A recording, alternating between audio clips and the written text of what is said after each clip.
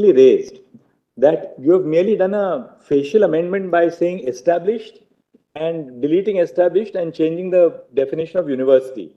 But you have not done anything to change the basis in the sense that you have not amended, I'll you have take not your changed lordship the to 81. administrative provisions. My lord, That's what Banatwala said, three, Brother Dipankar three said. provisions, my lord, are facial in nature. That's the preamble, my lord, 2L and 52C. Assume, my lord, that they're not there. The rest of the 81 Act, my lord, also makes restorative provisions, which I'll show to you, lord. So 65 law, the Act of 65 continues to hold the field between 1965 and 1981. My lord, 71. 72 amendment brings another. Now let's see the 72 amendment. We have seen now the 65 Act. We've shown the 65 Act. 65, anything apart from this that we have to see? 72, I've already indicated to your lordships, my lord.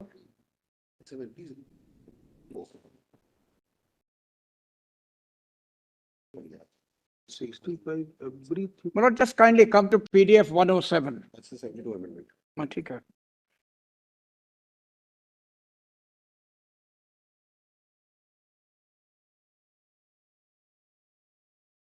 Effect, mothers.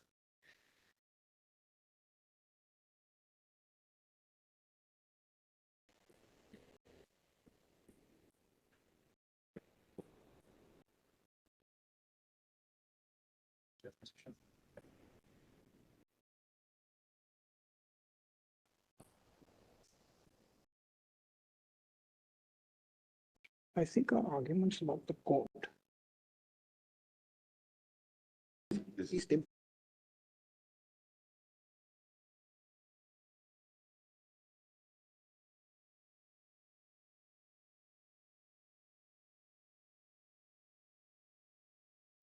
Page 102. 20 of that is interesting one.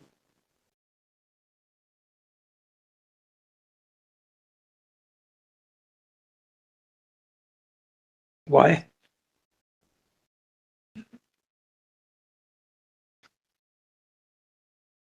502.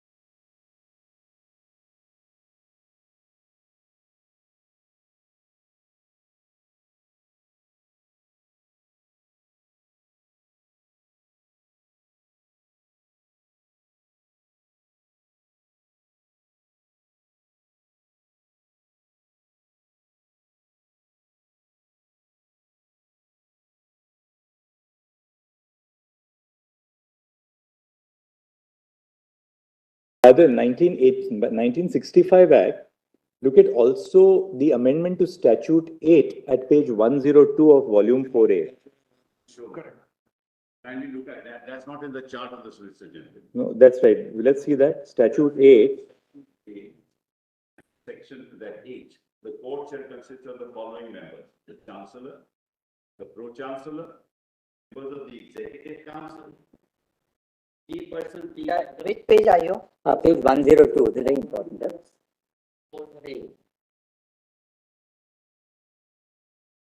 It's very important. Worship has that? Yes.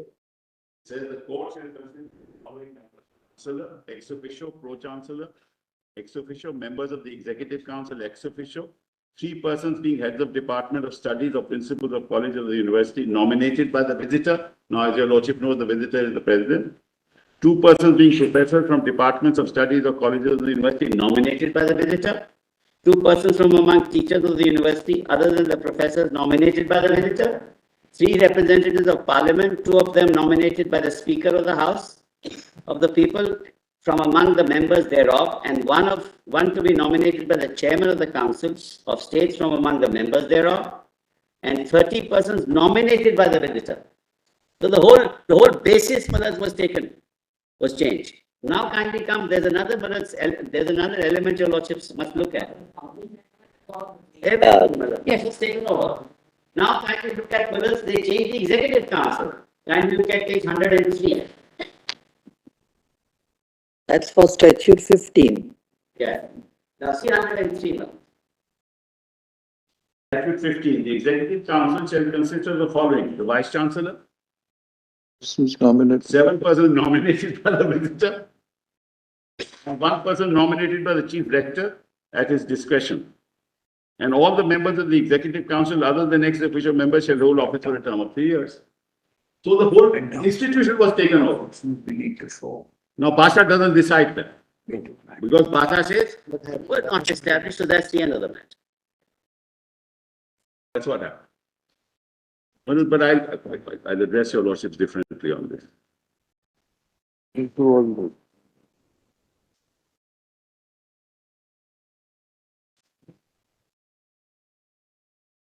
This also is not provided by the solicitor in his letter.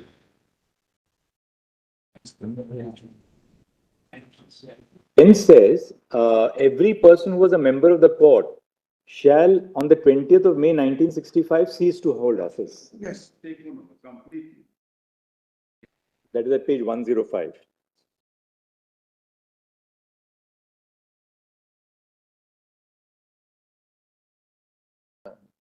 This situation. 65.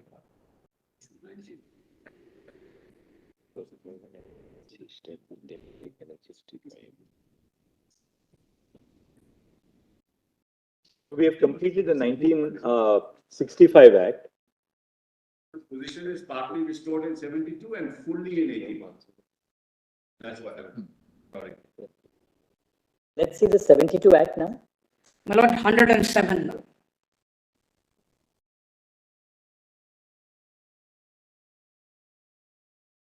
Volume 4C, right?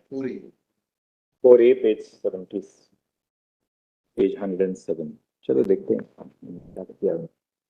My lord, I want to refer to one part of the SOR, my lord, because Mr. Chagla, my lord, had mentioned that 65 was a temporary measure because there was a lot of agitation, etc. This is reinforced in the SOR, in the prefatory note, my lord, in 72.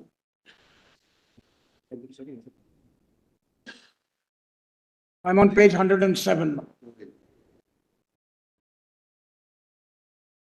4A, you said, how many times you have to say it? I read that prefatory note, my lord, because that is a declaration of Parliament on what 65 in fact did and in what context it did. It passed the 65 Act. May I just read it, my lord?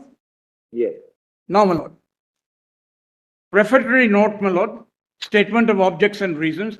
As a result of disturbances that took place in Aligarh Muslim University, the president promulgated, just change it. What was I reading? Aligarh Muslim University Ordinance 65, and on 20th of May 65, the amendment came into play. The ordinance was later replaced by the Act of 65. Both the ordinances and the Amendment Act were temporary provisions to tide over the difficult situation which was prevalent in the university at that time, and the intention was to bring before Parliament in due course a comprehensive long-term legislation. And then it says why it could not be introduced. So this is a statement by Parliament itself. Dr. Dhawan is very important, that the Justice Gajendra Gadkar committee was appointed. That's right. By the UGC. Everything was deferred until the report of the Gajendra Gadkar committee was appointed. Now see para 2 and para 5, they say that the recommendations of the Gajendra Gadkar committee are received. And the Gajendra Gadkar committee has proposed that all central universities should be brought at par. And in pursuance to which this is amended. So then this idea is to make this at par with central universities appears. See para 5, the report of the Gajendra Gadkar committee on governance of universities was received by government in July 71. Recommendations of the committee were accepted both by UGC and government in principle. It was also decided to amend the acts of central universities in the light of the recommendations made by the committee. Based on the recommendation of the committee and taking into account all other relevant factors, government decided to introduce this comprehensive legislation for Aligarh Muslim University. Yes, that's right. Para 2, preface also the And last, para 2 as well. in preface in the last line. It was government that the report of the committee should be awaited before introducing long-term legislation for Banaras Hindu University as well as Aligarh Muslim University. And the second sentence, the intent all along was that the legislation for BHU and AMU should be broadly on similar lines.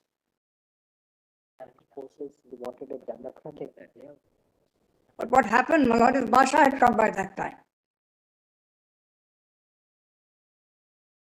Really speaking, they say in paragraph 3 that they were anxious to have a democratic setup because there was a Golden Jubilee celebrations in December 1970. Para 2 on par. And therefore, the Amendment Act of 1970 was introduced. But the bill got defeated there. 65 has an intention to bring on par. I'm not saying it didn't. But at the same time, 72, at the same time, my lord, the more comprehensive changes were made in the 81 Act. Because the report hadn't come, all those things were not done. And then I'll take your lordship. Now, my lord, let me just read from the SOR, my lord, the main features of the bill. Yes. The main features of the bill are, this is in 108, my lord. University being given additional powers, important amongst them are provision of instruction through corresponding courses, establishment of special centers, specialized laboratories, and such other units for research and education as are necessary, and for further the objects of the university within a radius of 25 kilometers of the university, and appointment of persons Working in other universities, institutions, or organizations as teachers. In view of the persistent demand for preserving the residential character of the university, the provision in the Act of the University for affiliation is being deleted. So, earlier, my lord, the affiliation to Allahabad, and now is being deleted. Then, my lord, it goes on to say, sub-Roman 4, the constitution and functions of the court, executive council, and other authorities of the university are being revised in the light of the recommendations made by the Gajendra Gadkar committee. The court will thereafter be a deliberative body and will not be saddled with the authority to overrule the decisions of the executive council and other bodies. And then, my lord, further down, the court will consist of 104 members at this point in time.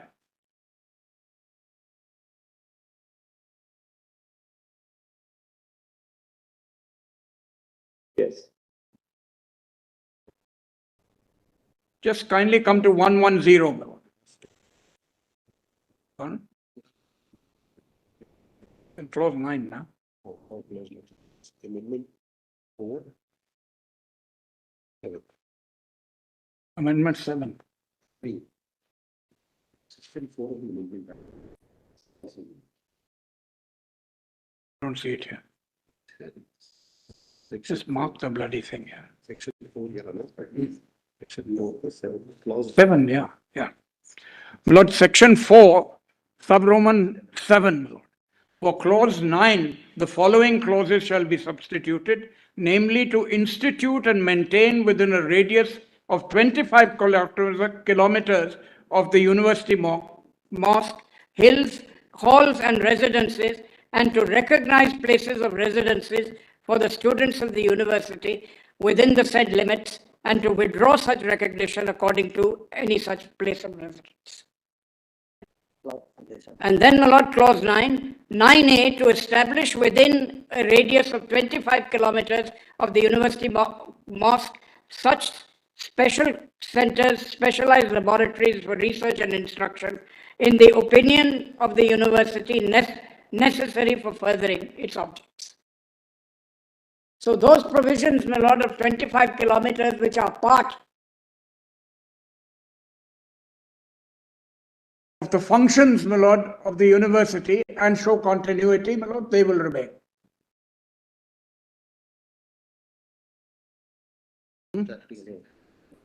Of the mosque, yeah. My lord, this is an interim measure which was substantially changed in 81. May I take your lordships to the 81 Act, my lord? Before that, now what another very important thing it does is that it says that the chancellor will be now appointed by the visitor according to the statutes. The pro-chancellor and the vice-chancellor will be appointed by the visitor by statute. And the statutes are now provided in the first schedule under section 28. Yes. See, because section 28 says, section 28 is amended, section 24 of this act, page 115, on and from the commencement of the Amendment Act of 1972, the statutes as set out in the schedule shall be the statutes of the university. Now let's go to the schedule and see what the schedule does. May I schedule? No, we'll come to the 81 Act. 119, my lord. 119.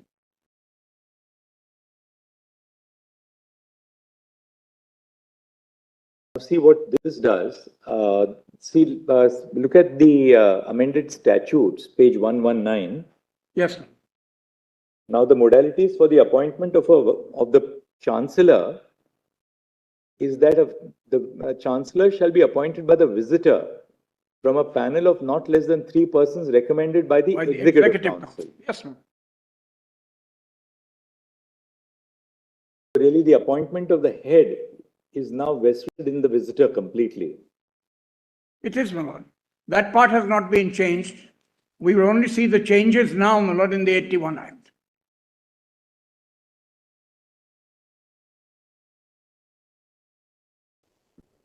It does not agree with the panel. Because at that stage, my lord, Bhasha treated it as a non-minority institution. And these were consequential changes following Bhasha. Now, statute 14 is substituted at page 125. So the court. Now, see who is in the court. Court now becomes vice-chancellor, ex-vice-chancellors, pro-vice-chancellor, deans of faculties, students' council, students' welfare, librarian, representatives, principals of each of the following colleges, namely Women's College, Tibia College, and Polytechnic by rotation, heads of department, professors, representatives of students, representatives of ex-students, representatives of parliament, members of the learned professions, nominated members, remaining members,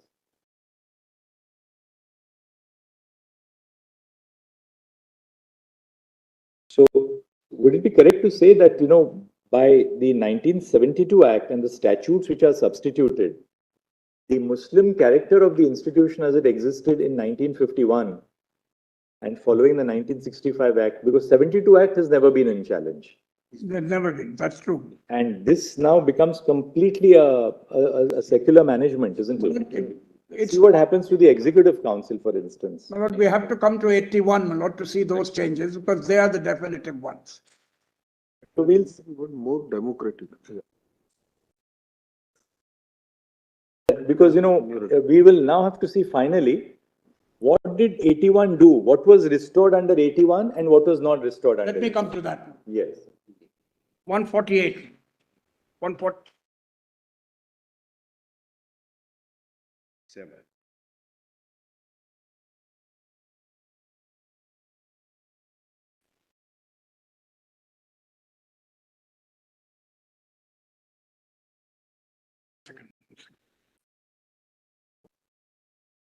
वो इसमें वो कहाँ है SOR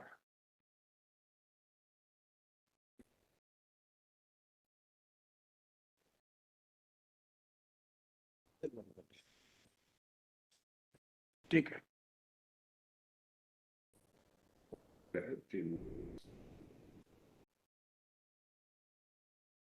I just read, my lord? My lord, the prefatory note, my lord, in 148 says, the SOR, India is a multi-religious country and its strength lies in the fact that all communities living in the country are free to establish educational and other institutions of their choice. The government have introduced in Parliament an amendment bill to remove the doubts in the mind of the Muslim community regards the character of the Muslim university, but the amendment of the Muslim University Act would be meaningless and would become redundant if the statutes are not amended to satisfy the sentiments of the Muslim community. Therefore, my lord, it is therefore necessary to introduce a bill in the Parliament to achieve these objects. That was the purpose, my lord, in the SOR.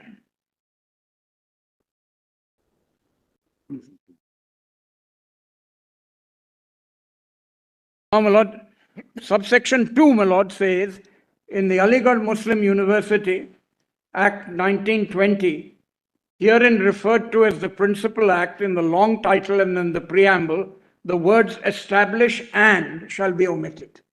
This was struck down, my lord, by the Allahabad High Court.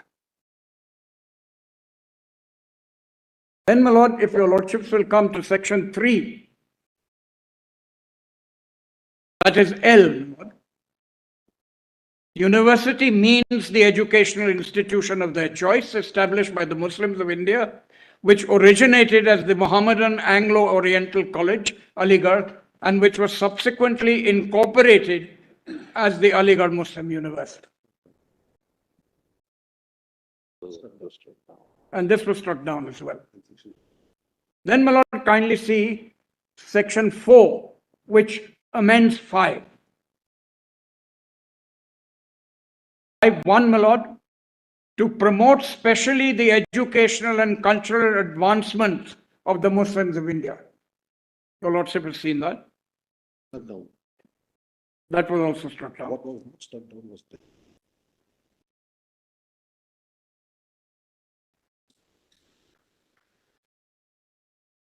Now, my lord, I want to take your lordships to the other provisions that are important.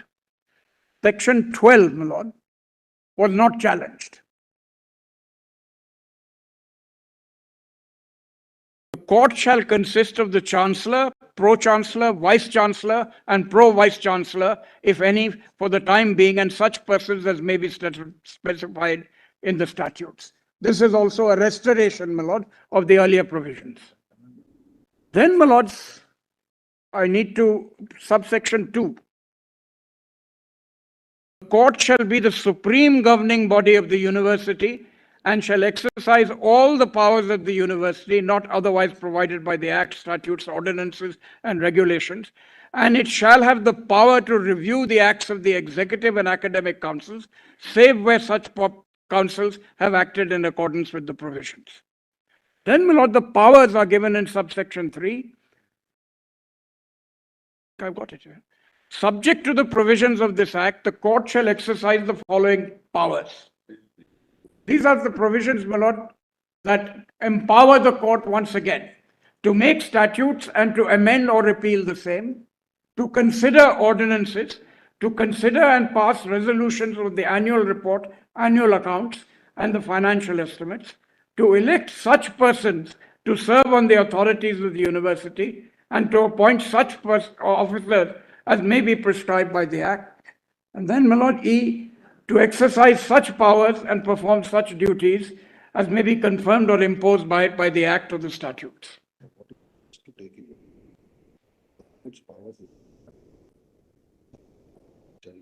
So, my lord, many of the provisions that were there in the original Act, my lord, have come back. And I'm not dealing, my lord, with the... And none of these, my lord, I had argued the case, my lord, before the Allahabad High Court. None of them were challenged. Just section 7. I want my learned friend. It's important, my lord, section 7, my lord. In section 17 of the Principal Act, the following subsection will be substituted. The Chancellor of the University shall be elected by the court in such manner and for such terms as may be prescribed. So, here the Chancellor is now elected by the court. As your lordships will see, the Pro-Chancellor will also be elected. The Pro-Chancellor shall be elected by the court in such manner, same thing. Then, my lord, in the Principal Act, the Treasurer, my lord, your lordships will see what is introduced here in 20 capital A. The Honorary Treasurer shall be elected by the court in such manner it's. Then, my lord, if your lordships will come to 12. 20 Finance Commission, etc. 12. Substitution of a new section for section 23. This is section 12. None of this is challenged, my lord. The only challenges were made with the 3 provisions that were struck down. The court shall consist of the Chancellor, Pro-Chancellor, Vice-Chancellor, or the Pro-Vice-Chancellor, if any for the time being, and such other persons as may be specified in the statutes. Then, my lord, subsection 2, the court shall be the supreme governing body of the university and shall exercise the powers of the university not otherwise provided by the Act, etc. Then, my lord, the duties are mentioned in subsection 3.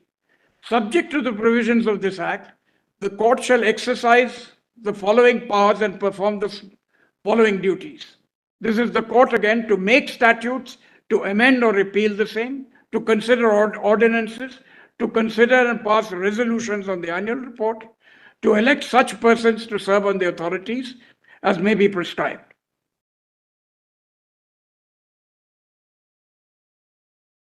Anything else here? We go to the statutes. 16, my lord. There's another substitution. On the commencement of the Aligarh Muslim University Amendment Act, the statutes in force immediately before such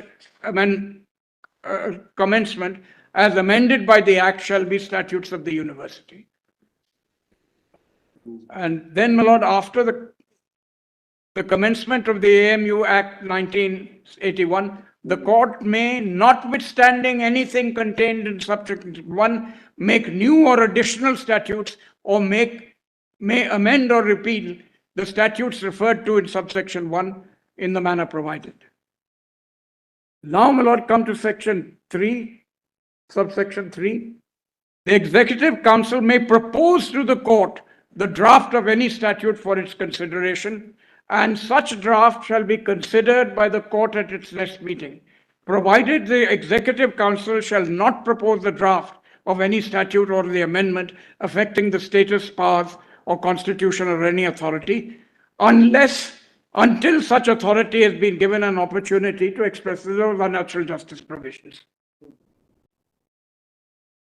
Now, my lords, page 152, section 35, my lord. 21 seconds.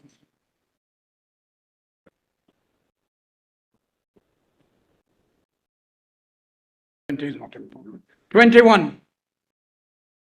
Throughout the statutes, head of department, wherever they occur, will be the chairman of the department, shall be substituted, and such consequential amendments made in the rules of grammar that may require to be made. Then the chancellor shall be elected by the court by a simple majority. The chancellor, that's 3 years, we're not concerned with that, my lord. Pro-chancellor is also, my lord, elected by a simple majority.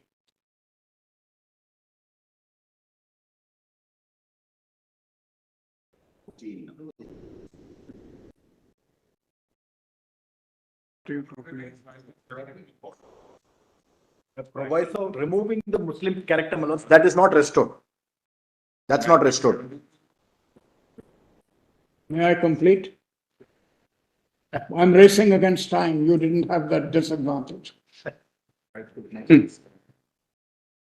What do you want to write? Vice Chancellor, the appointment of the Vice Chancellor also. Then, my lord, in statute number 2, By the Western. in one PDF 153, the Vice Chancellor shall be appointed by the visitor from a panel of 3 persons recommended by the court, from a panel of 5 persons recommended by the Executive Council, provided that if the visitor does not approve, he may call for fresh recommendations. So that is a process, my lord, that is important. Then the whole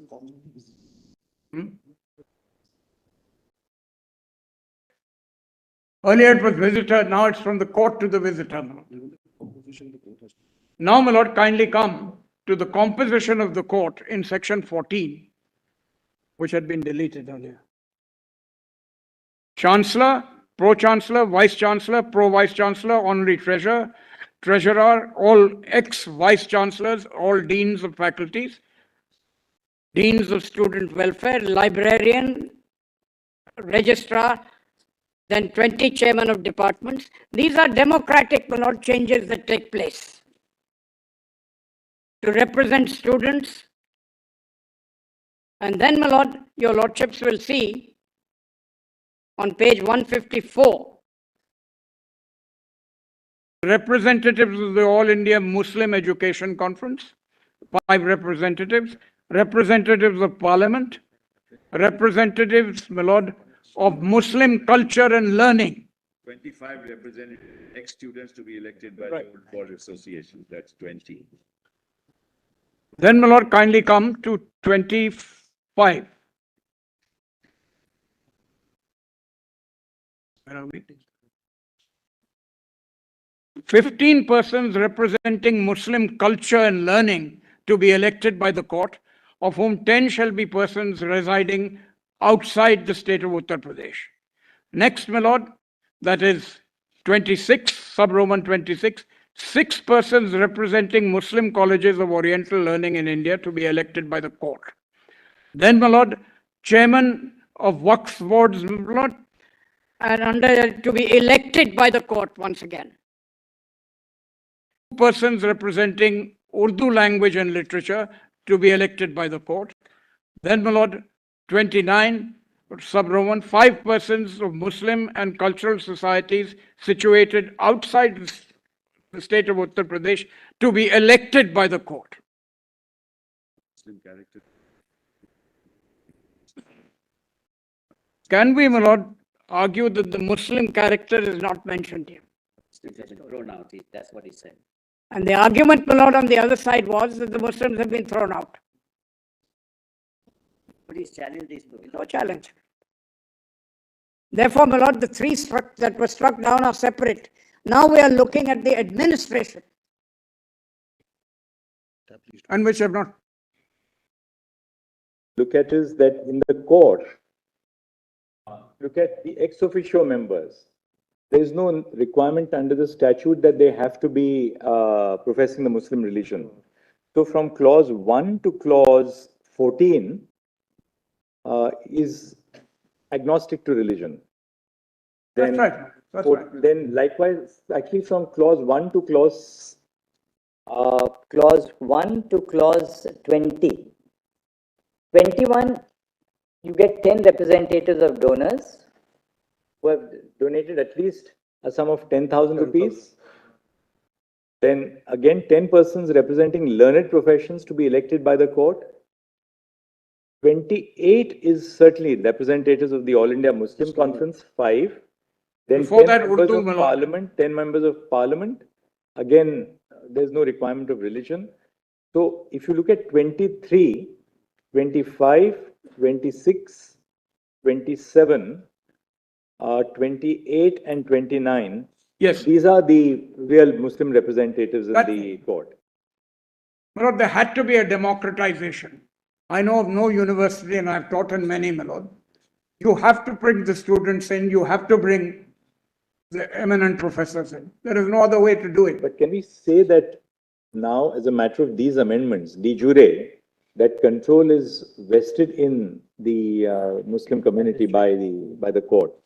Or is it that they also have a representation in the court? Would it not be more appropriate to say that now they have got a representation in the court, but they are not controlling the court, or there is no legal requirement of The proviso to section 23, that only a Muslim can be a member of the court, because that which was deleted, the 23(2) proviso, that has never come back thereafter. That is true, my lord. I'm not doubting that. But, my lord, the operative part in the judgment says in whom the minority have confidence. It's an overwhelming majority can be allowed.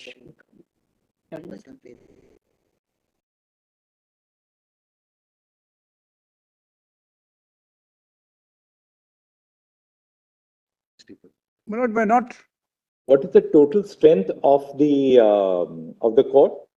In number broadly, it will vary. Because all ex-vice chancellors, it depends on how many ex-vice chancellors are still. all Muslims. No, I'm not done that. What is the total number in the court? About 180. No, not ex-vice chancellors, just the total number in the court. 180. 180. And when you say vice, out of that vice 180, chancellors, out of you that have to 180, go into the de facto. how many are drawn from clauses 23, 25, 26, 27, 28 and 29? We'll actually get it here. About 40.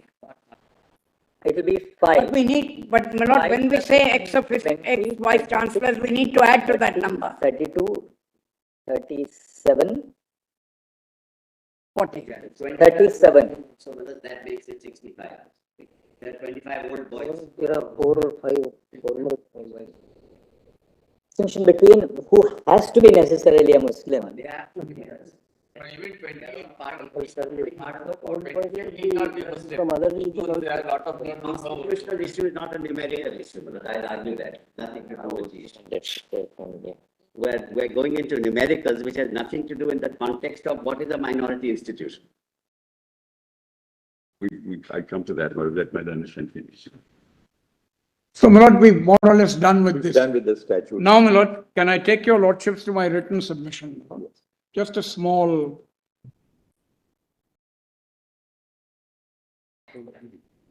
Page 25, my lord, of my written submission.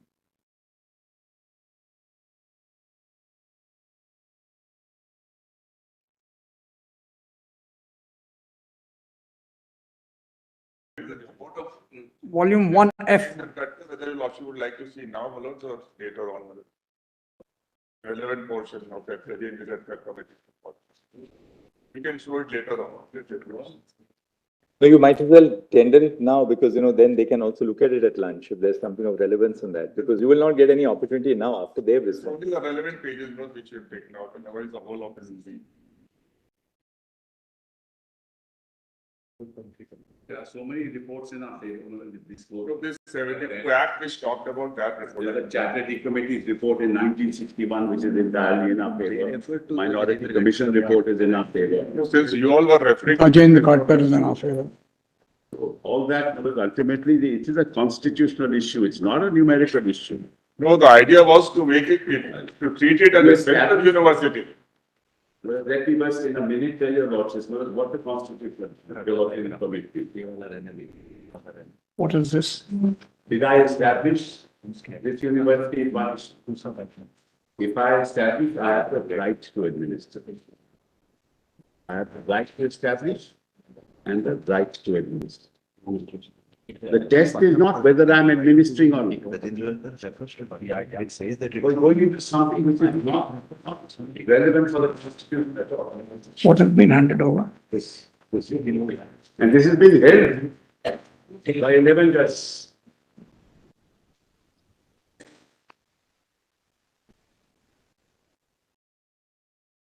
My Lord, I don't want to get into the question of the committees, my Lord. Because by and large, they are in our favor. Just to take out a paragraph or two will not make a difference, my Lord. If my learned friend, my Lord, wants to do the sur rejoinder now, the answer would be very different. I don't think so, my Lord, that we go into the committees. Now, what is the next limb, Mr. Dr. My Lord, I am just going to one or two provisions. My Lord, page 26, Of volume? 1F. My Lord, I won't, I go to 7.3, the de facto argument. Because the de facto argument becomes important if, my Lord, the numbers that had been appointed were de facto Muslims. And we don't, my Lord, at that stage, in any way, my Lord, we're not in any way, I'm sorry.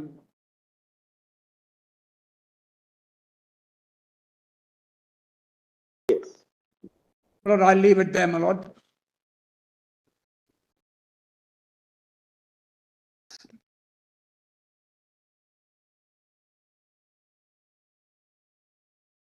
Lord, I just want to read, I'm sorry. The committee में कहाँ पहुँच गए? It's an argument.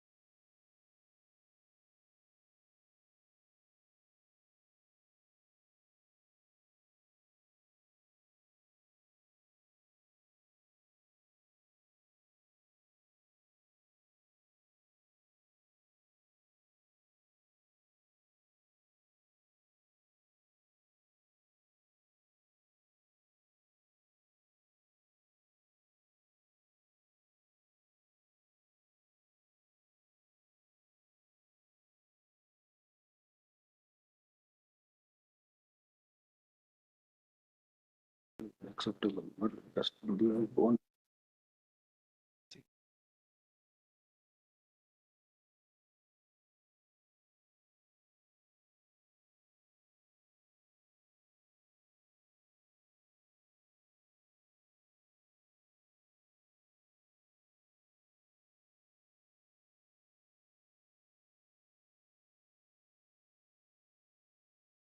ना पढ़ेंगे यार ये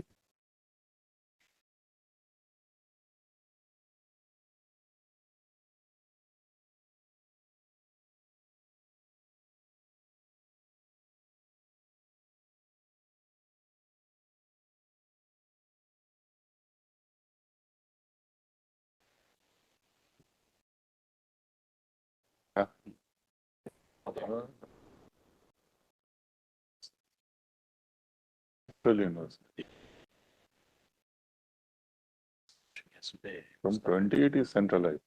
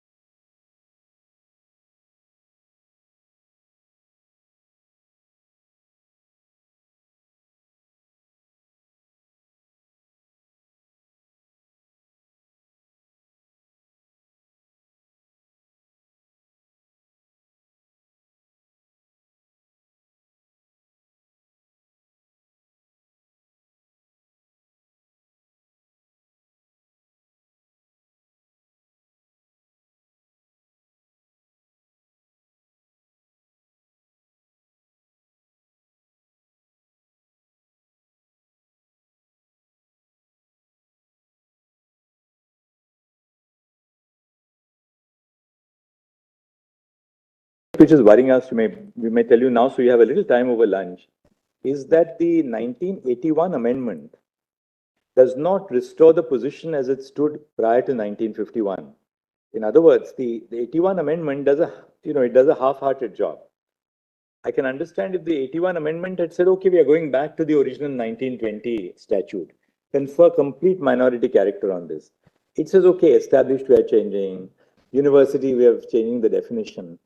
So it was really they were placating that sentiment.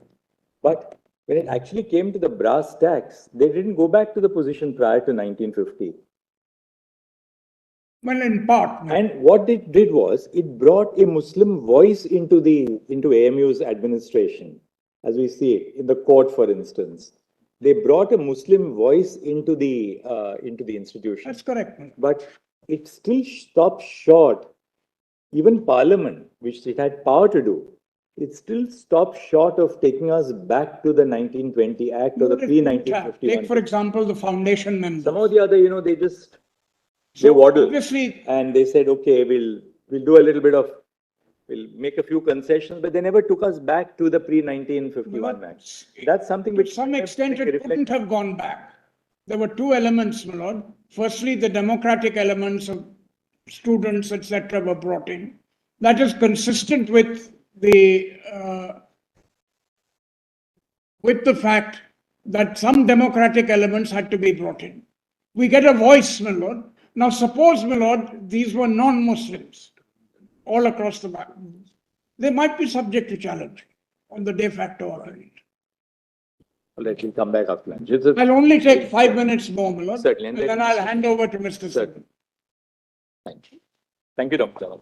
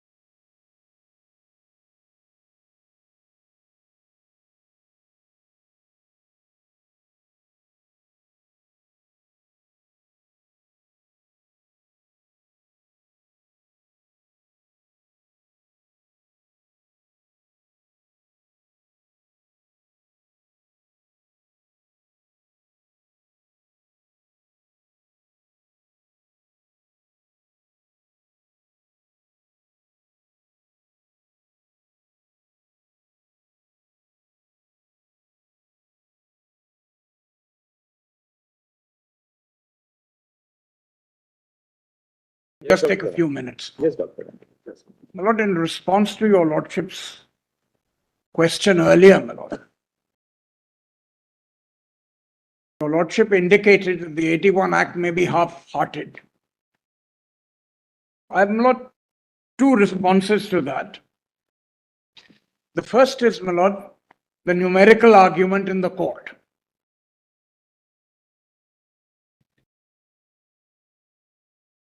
But, my Lord, we don't just have to look at the court. We have to look at the purposes of the university. And these are writ large. I'll read them out from the amended act, my Lord.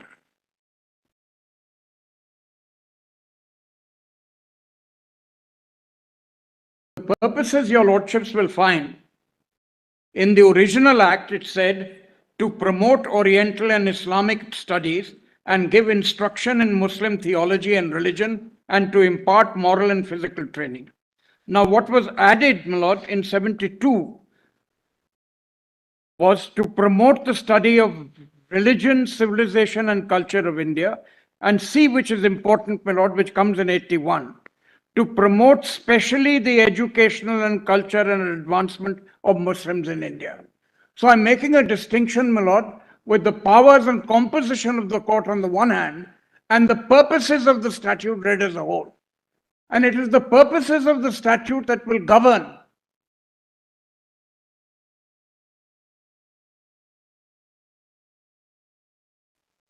It's the purposes of the statute which will also run alongside. Yes. And that's, we can't read the act minus the purposes of the statute. And then, my Lord, in Statute 20, there are various, my Lord, faculties and departments which are clearly to promote the Muslim culture. So this is the fundamental, my Lord, distinction that we wish to make. That you go by purpose, you go by empowerment. And to that extent, my Lord, the statute is crystal clear. The second point, my Lord, that I wanted to make draws on Justice, as he then was, Mukherjee's argument in the Bhopal case. And that it says, I'll give your lordship the citation, 1990, 1 SCC, 613 and para 13. He says we not just examine the provisions of a statute, but also how it works itself out.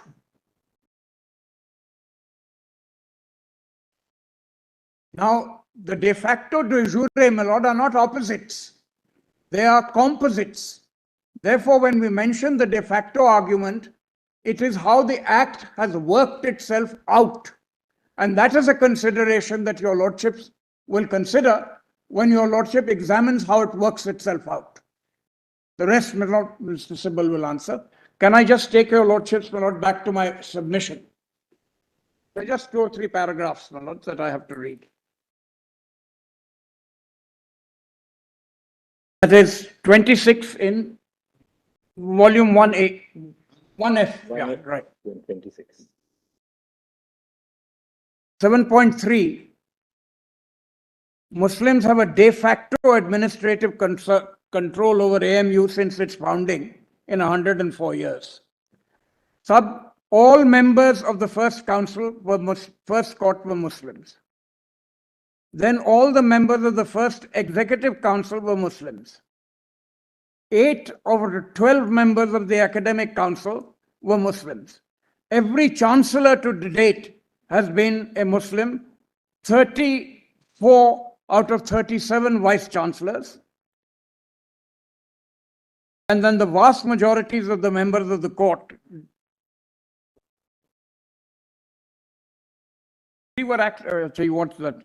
3 non-Muslims were acting vice chancellors. The vast majority of the members of the court, executive council, academic council, throughout the years have been Muslim in nature. Now, because I'm saying we have to examine how the act works itself out, de jure and de facto, my Lord, have to be considered together. Then, my lord, I come to the 7.4, notwithstanding the de facto and jure control, if any provision of the AMU Act is found to be invasive of the minority character, they will be susceptible to challenge. Then, my lord, 7.5 is an important point, and we've just put in the quotation from P.A. Inamdar. It says that if 1906 restrictions are there which are invasive, then it is 30 that will trump 1906. And over the page, my lord, there is a distinction which I'd made earlier, which I'm reinforcing, between external supervisory control and internal day-to-day control. These are requirements after 1950 to conform to a more egalitarian constitutional setup. It does not denude the institution of its minority character.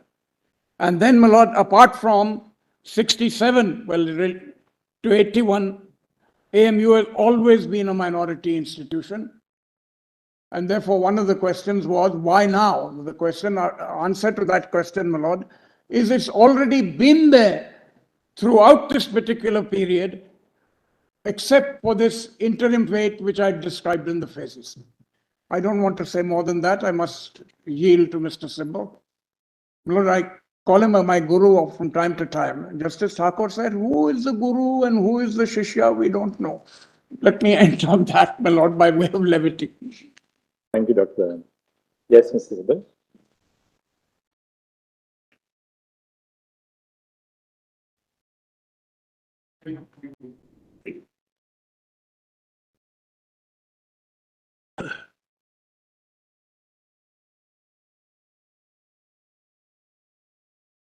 This matter has been argued at various levels. One, that this university was not established by the minority community, which is the finding in Basha. Then, Mallards, in any case, it was not administered by the Muslims. That's the other level. That's also the finding in Basha. Then, in any case, it is not a minority. That's the third level at which it was argued. And fourth, that it is an institution of national importance, so it's lost its minority character, even if it had any. These are the four broad submissions that have been made. And I think, Mullahs, with respect, greatest respect, that we are going a bit astray constitutionally.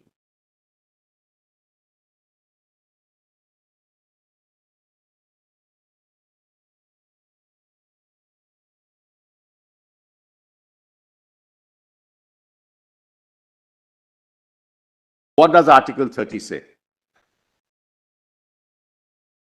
All minorities, whether based on religion or language, shall have the right to establish and administer educational institutions of their choice. Let's pause here a minute. If I have not established as a minority, I cannot administer. So I have a right to establish. That's what 30 says. If I have established, then I have a right to administer. So Article 30 gives me a right to administer. It doesn't say that the administration must be in my hands or in Muslim hands or Christian hands. That's not the meaning of Article 30.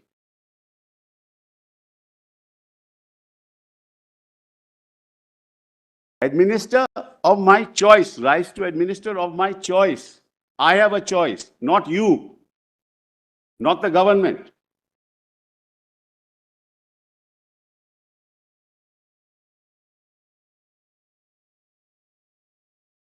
But I must establish it.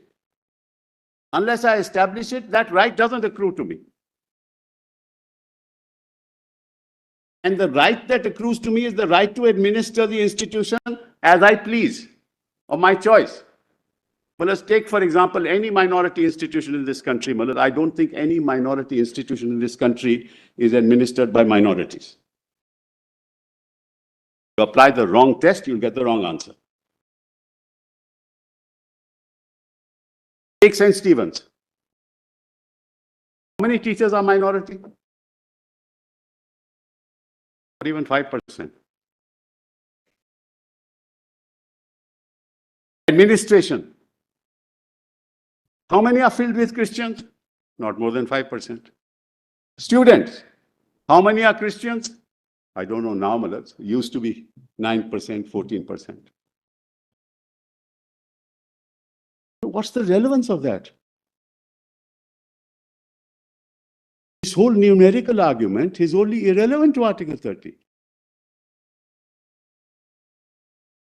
So, Malaz, kindly take the statute, take St. Stephen's College in the context of Delhi University statute. The syndicate, Malaz, I am not part of that syndicate.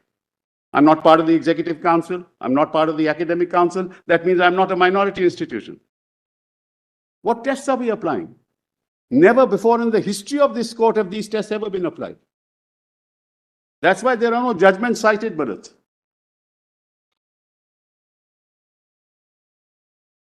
So, Malaj, the mistake in Basha was that when Basha said that you have not established this university as a minority, then the council argued, but I am administering it.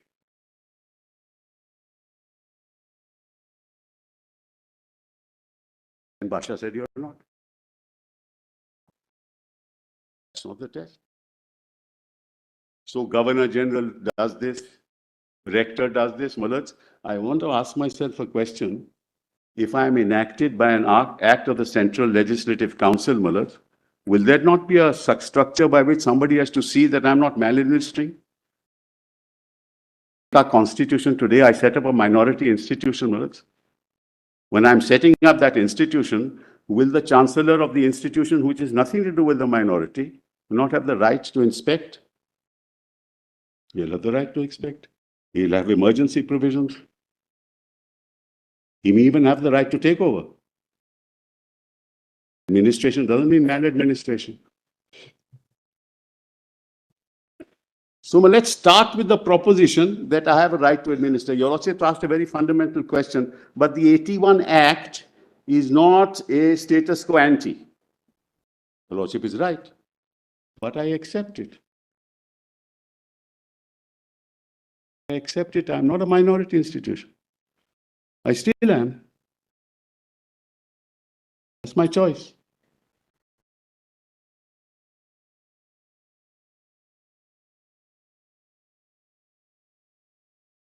And that's the other mistake that we are making, which is an error of law. I don't have to be administered either by the Muslims or the Christians when it comes to minority institutions. You won't have Christians or you won't have Muslims, Mullahs, who are educated at that level to be in every. So, Mullahs, TMA Pi had 4 tests. Para 50 of TMA Pi set up 4 tests. What do you mean by administer?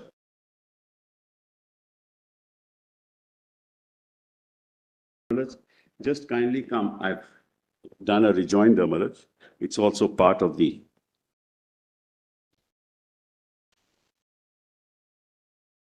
kindly come to note 1G.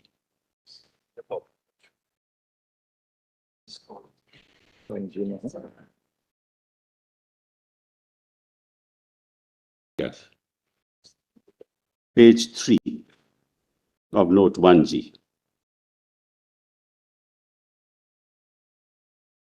That's why, Millets, my learned friends, when I argued this in the beginning, never answered that question. Because 1906 regulates minority institutions as much as it does majority institutions. Regulation does not mean destruction of the right. So if the chancellor is appointed, Millets, by the president, it doesn't mean that I've lost my right as a minority institution. So let's kindly see the TMA Pi para 50. Where do we get it? Malaz, that's my volume 1G, Malaz. At page? Page 3.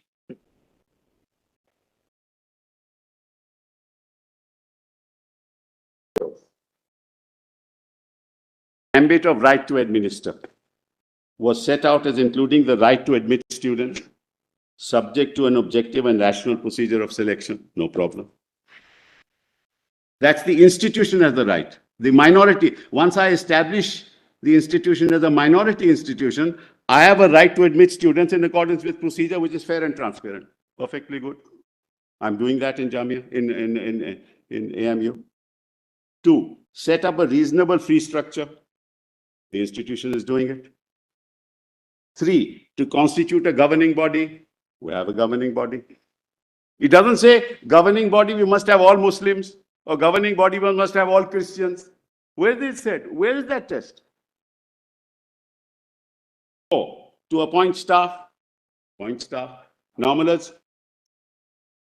The university says, if you want to teach in AICTE, the teacher must have these qualifications. They abide by that. But the right to choose the teacher is mine. In Delhi University, the university provides that if you want to teach economics, the person must be a doctorate or whatever. The choice of which doctorate will teach is mine. But the university will set the standard. That's what it is, to appoint staff teaching and non-teaching. Standards set by the institute, by the structure of the university. And 4, to take action if there is dereliction of duty. These are the 5 indicia of administration. That's 11 judges.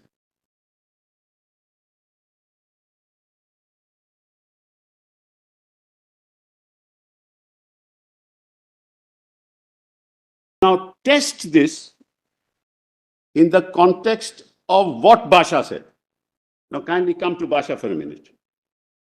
3A.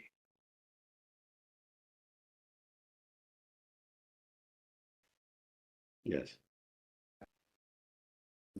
Is to establish and against. I know.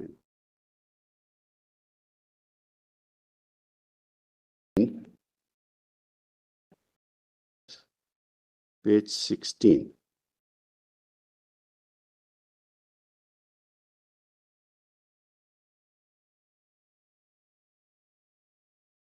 Yes.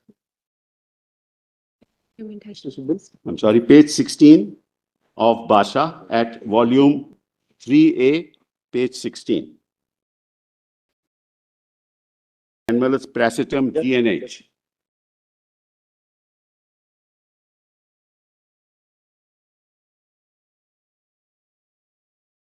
Wrong argument, therefore the wrong answer.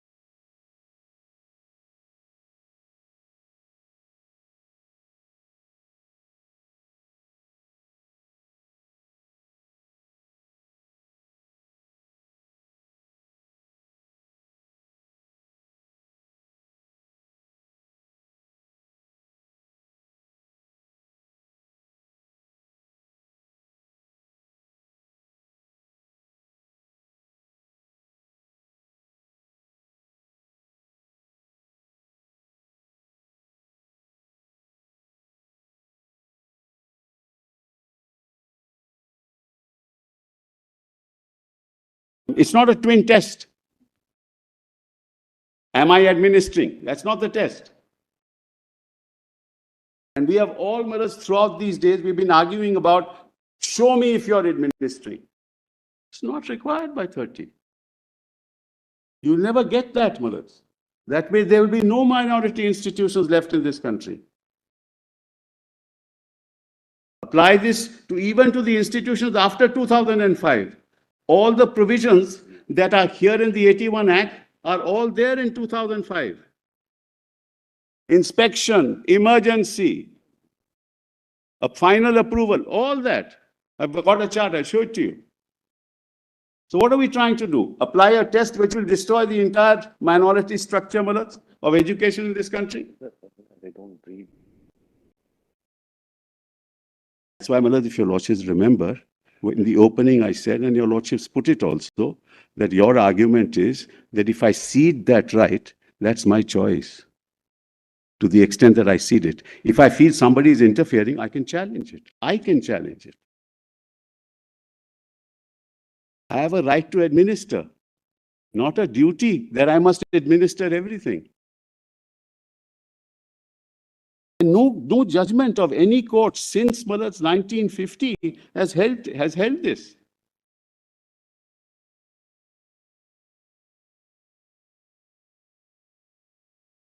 That's why I got up and said that numerical strength is not an issue, can never be.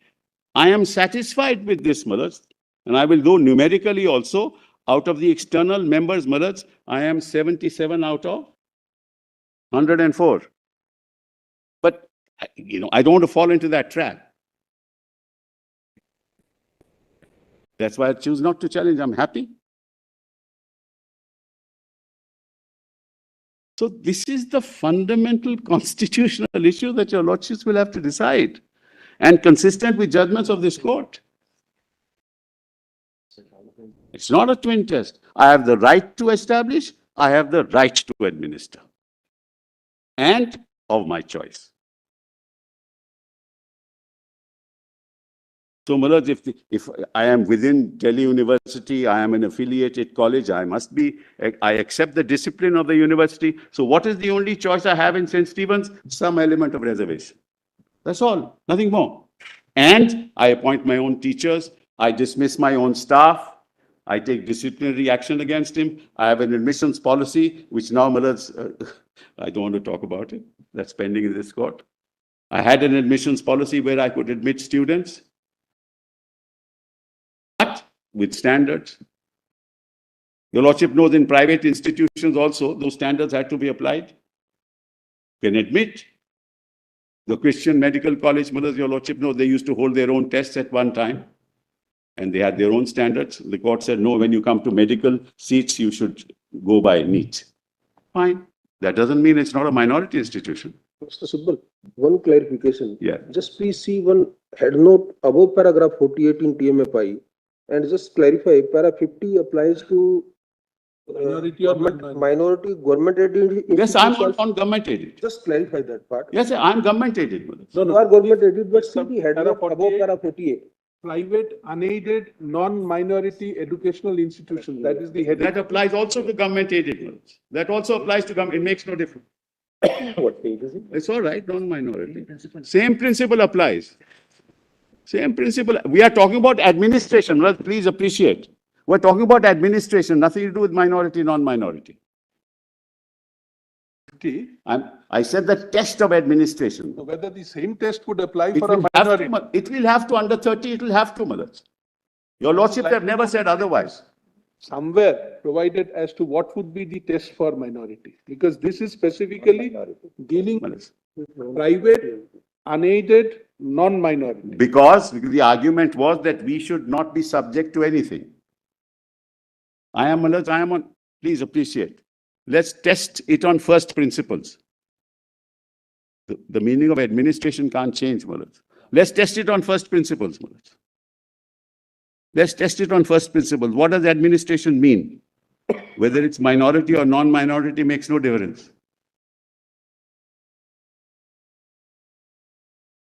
Administration can't vary if an institution is aided or unaided, or minority or non-minority. Meaning of administration can't change unless you find it in section 30 that not only do I have the right, but I must administer the institution all by myself. Mr. Sibal, your argument being. Well, para 5 only explains what the right comprises, or 50 only explains what. It says to admit students. Yeah. Therefore, a private institution may say that I will admit only a particular category of students, students belonging to a particular category. It's a private institution. Can't say. Can't say. If it wants a degree, it cannot. Well, I'm sorry. No. This is only institution. The MFI was not concerned with university. No, it was considered, we're dealing with everything, schools, universities, institutions, everything. Well, let's pause here. I am a non-minority unaided institution, but I want a degree. I'll have to abide by the admissions policy. But I can, within that, admit students of my choice on merit. See, let's talk of first principles here. The right to administer cannot change. Say that in a particular course, Yes. 100% would be from a particular category. Cannot be. Can you say, you can't do that? You can't. Can you say that 50% would be from a particular category? In minorities, yes. That's the law. Yes, that's the law. Within minority institutions, yes.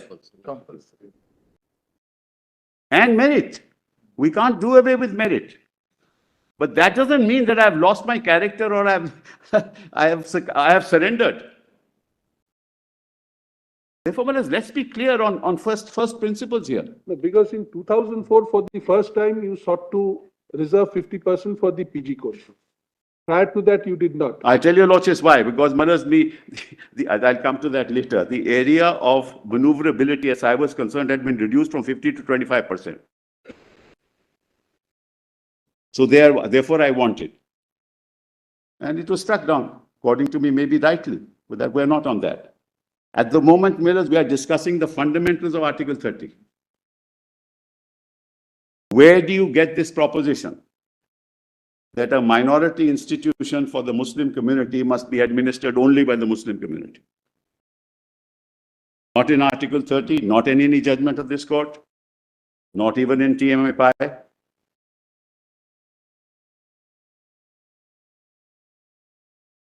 And this is the proposition that Barsha Mullahs proceeds on. Look at the rector, look at the Governor General, he is not a Muslim. Well, that's the argument. Does the President of India have to be a Muslim to get St. Stephen's minority status? What kind of argument is that?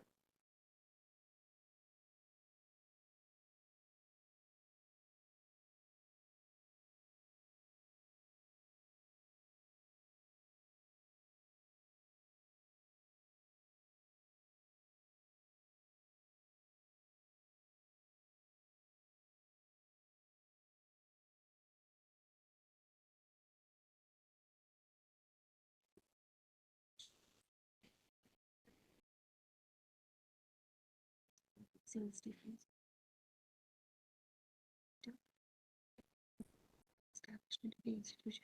Yes. Which page?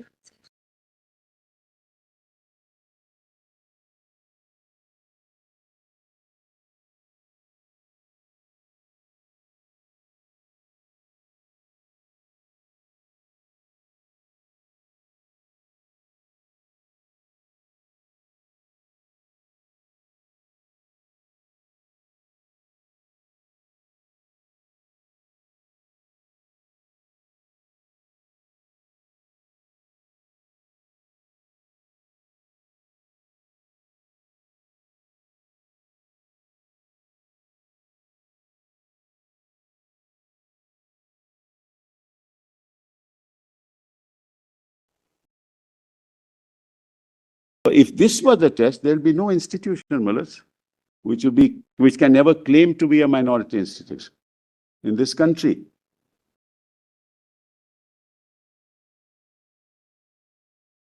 Argument is, as if a minority establishes an institution, that's good enough for compliance, for getting protection. Yes, under 30. Under 30. Correct. It's my right, therefore, it's my right to administer. Yes. And my right to administer includes these 4 points. Correct. You may expand it, Mullah, I have no problems with that. But the right to administer is my choice. I can give up certain rights. I can't waive a fundamental right, as your lordship knows, but I can give it up for the time being. If I find still interference, I can challenge it. I can choose not to challenge. So St. Stephen says, I just read that. It says the right, exactly what my lord has said, the right claimed by a minority community to administer the educational institution depends upon the proof of establishment of the institution. The proof of establishment of the institution is thus a condition precedent for claiming the right to administer the institution. That's exactly what my lord said. And Basha also says that. But Basha says, but you are not governed by Muslims.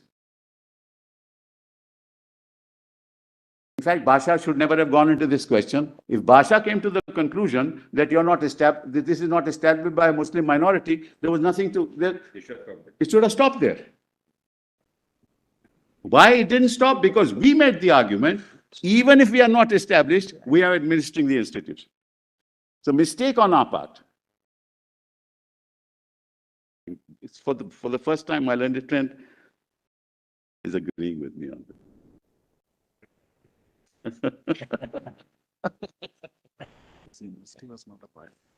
And university was not a party. No, my learned friend is in rejoinder. There are several statements which are either inaccurate or misleading. Well, I'm sure we won't my have learned friend is very kind always to say that everything that I say is misleading the court. Not everything. The politeness of my learned friend with which you say it is admired by me. Not everything. I didn't. Well, what is it that is misleading? Make one statement that is misleading. One statement. Don't just get up only for the sake of getting up. Mr. Sibyl, what is the meaning of para 54 of St. Stephen? 54. Volume 5, yes. 5A, yes. Para 54. Which page is that? Page 422. St. Stephen's is page 4? 22, my lord. Para 54. 422. 5A, page 422. Yes.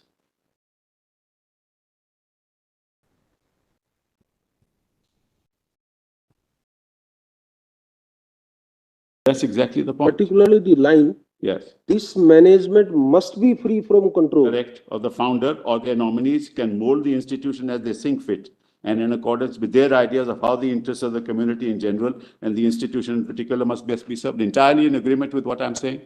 Entirely. That's my choice. Supposing, Malad, the Vice Chancellor of Delhi University said, I will appoint your teachers. I will decide who will teach in the university. It will be violative of 30.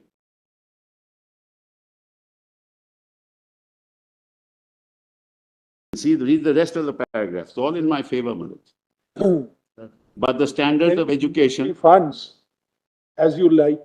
I'm sorry? Whatever public funds you receive, yes. Can you use it as you like?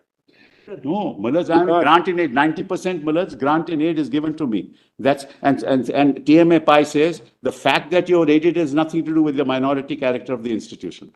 You still retain the minority character. Aid is fundamental. So the fact that your accounts are audited by the CAG, it's audited.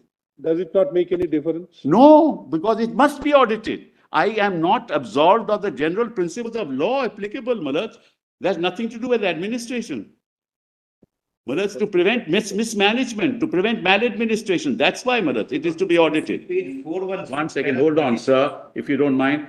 Allow me, I don't interfere like this. Please.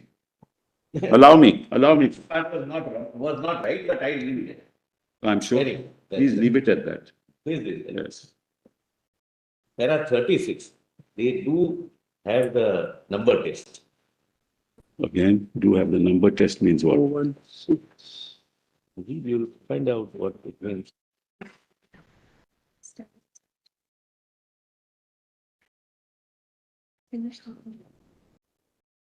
Reading the paragraph.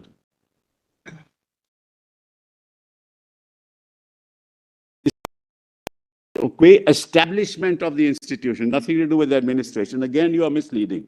So the management. 1 second. This is how the institution is established. Bishop of the diocese, who shall be the chairman. The persons appointed by the bishop of the diocese. Says management. He's not managing the institution. This is the genesis of the institution. The North, but let's not have I'm before the court, not before you. The day you become a judge, I'll argue before you. Come on now, let's.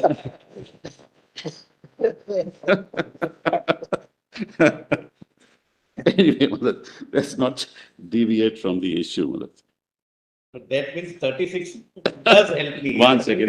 Sir. Justifies that 36 does talk of management, does talk of administration. If you don't, I don't understand what my learned friend is unnecessarily. But I don't know why you keep on. All right, yes, Mr. Sibal. Yes, we now going virtually the end of the arguments. Yes. No, it's not the end, Malad. It happens to be just the beginning of my argument. You've got 1 hour and 15 minutes. I can't possibly finish, Malad. No, we close today. We are not. We have another matter listed next week. Today, it's impossible to. We don't mind continuing beyond 4 o'clock, but Mr. Sibal, we have to. I have not raised any new point. I'm just trying to answer. No, but this point which you have made, that it's your right to establish, it's your right to administer, and merely because you choose any third party to administer doesn't take away your right to administer in a manner which you think is appropriate. That's the point. That's the point. That's the point, It's a Malad. right and not a condition. Yeah, that's correct. That's all, Malad. It's not a right, not a condition, Malad. Absolutely right.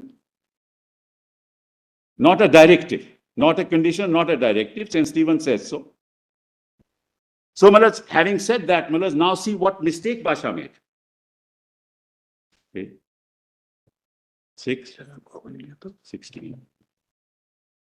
Volume 3A, page 16, Malad.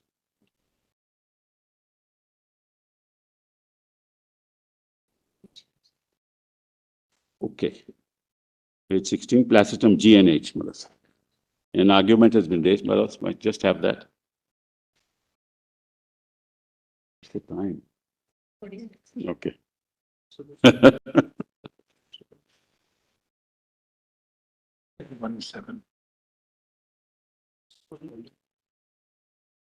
Placitum G, Malad, at page 16, volume 3A.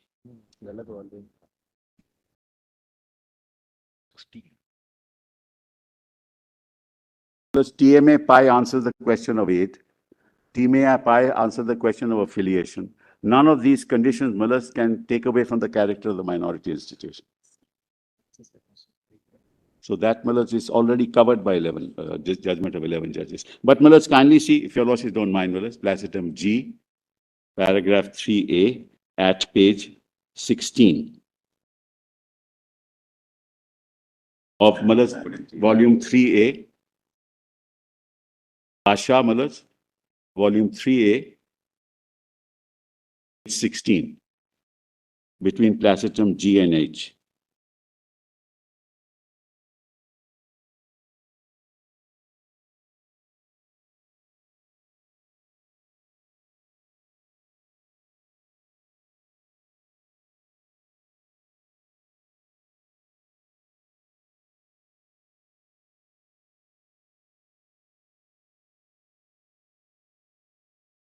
Age Basha is right. It's consistent with St. Stephen. That's what I'm saying, Malad. I'm saying exactly that. But then what does Basha say? Kindly see the other paragraph. Page 17. Between E and F, Malad, you see the two words in Article 30 must be read together. And so read, the article gives the right to a minority to administer institution is established by it. If the educational institution has not been established by a minority, it cannot claim the right to administer under 30. Perfectly good. Then, Malad, what does the argument? We have therefore to consider, to examine closely what happened in 1920 when the Act was passed to decide whether in the face of the Act it could be said that Aligarh was established by the minority, whether the right to administer it ever vested in the minority. That's the wrong thing. This is ultimately the conclusion. I'm sorry.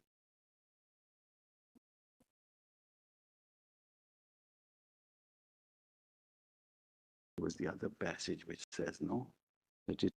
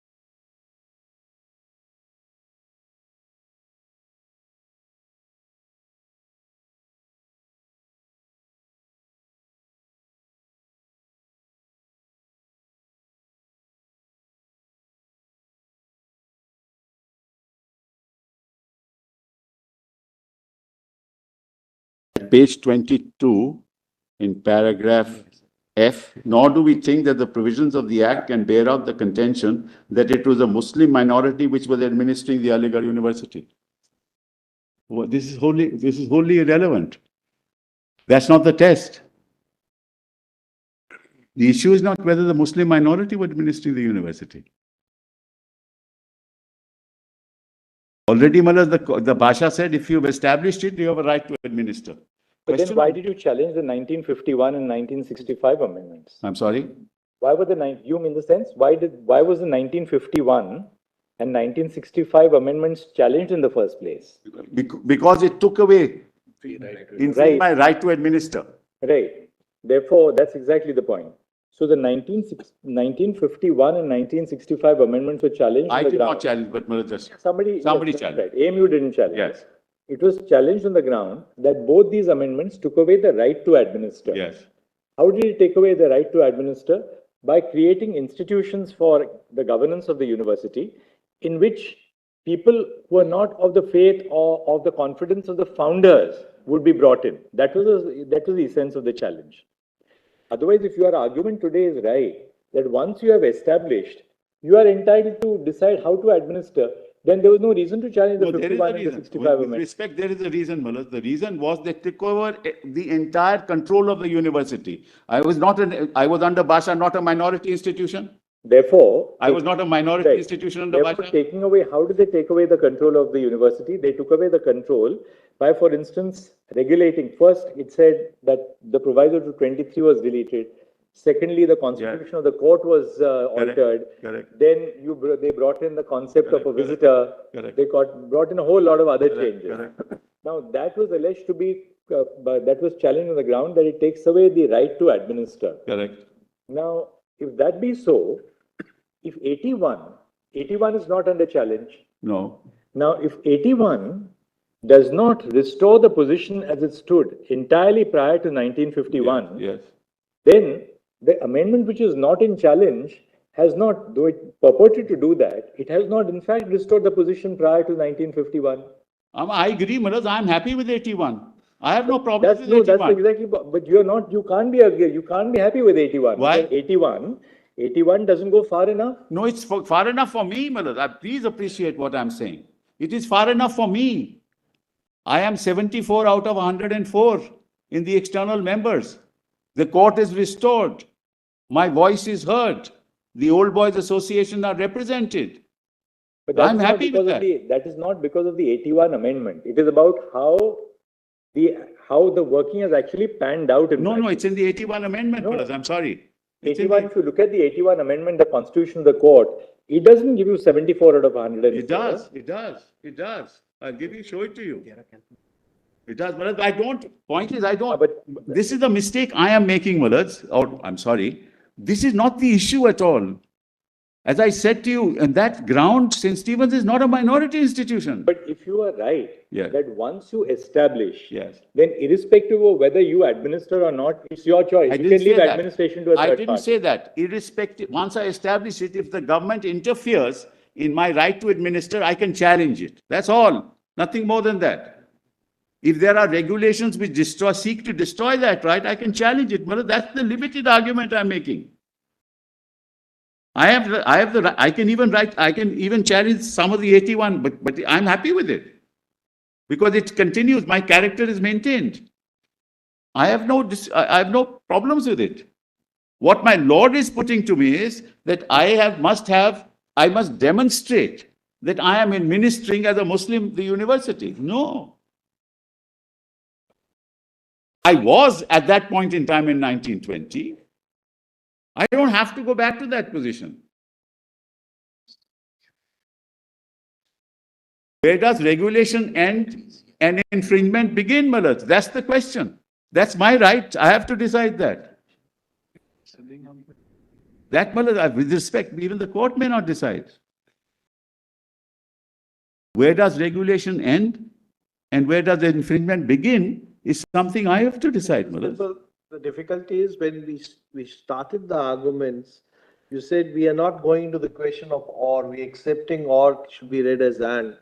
Now your argument today is slightly different. What you are saying is, once the minority decides to establish, within inverted commas, establish an institution, then two rights flow. One is they have the right to establish, which is the first right, which is connected with the rights of the minority to establish. And there's a second right, right to administer. Right to administer cannot be read as a condition precedent for declaration as a minority. That's right.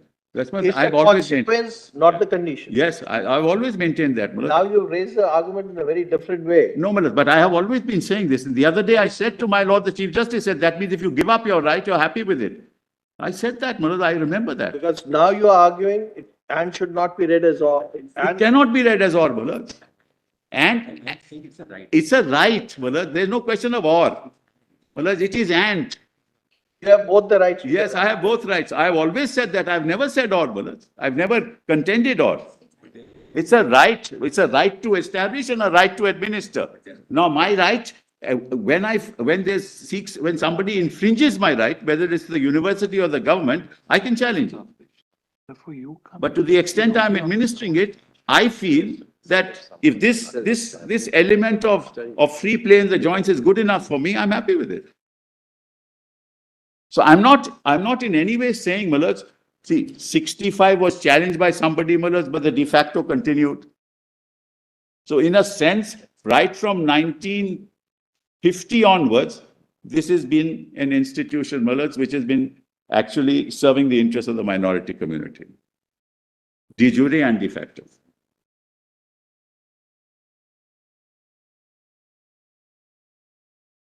The Kerala Education Bill says it must not be overlooked that 31 gives the minorities two rights, to establish and to administer educational institutions of their choice. The second right clearly covers pre-constitutional schools. This is exactly what, this has been the law throughout, Mullah. I've never said anything different, but I happen to have argued most of these matters.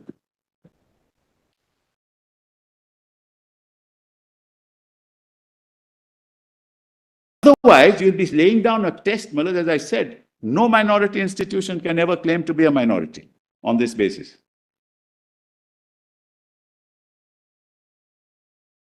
Article 32 only contains one, Mullah. It doesn't contain two tests.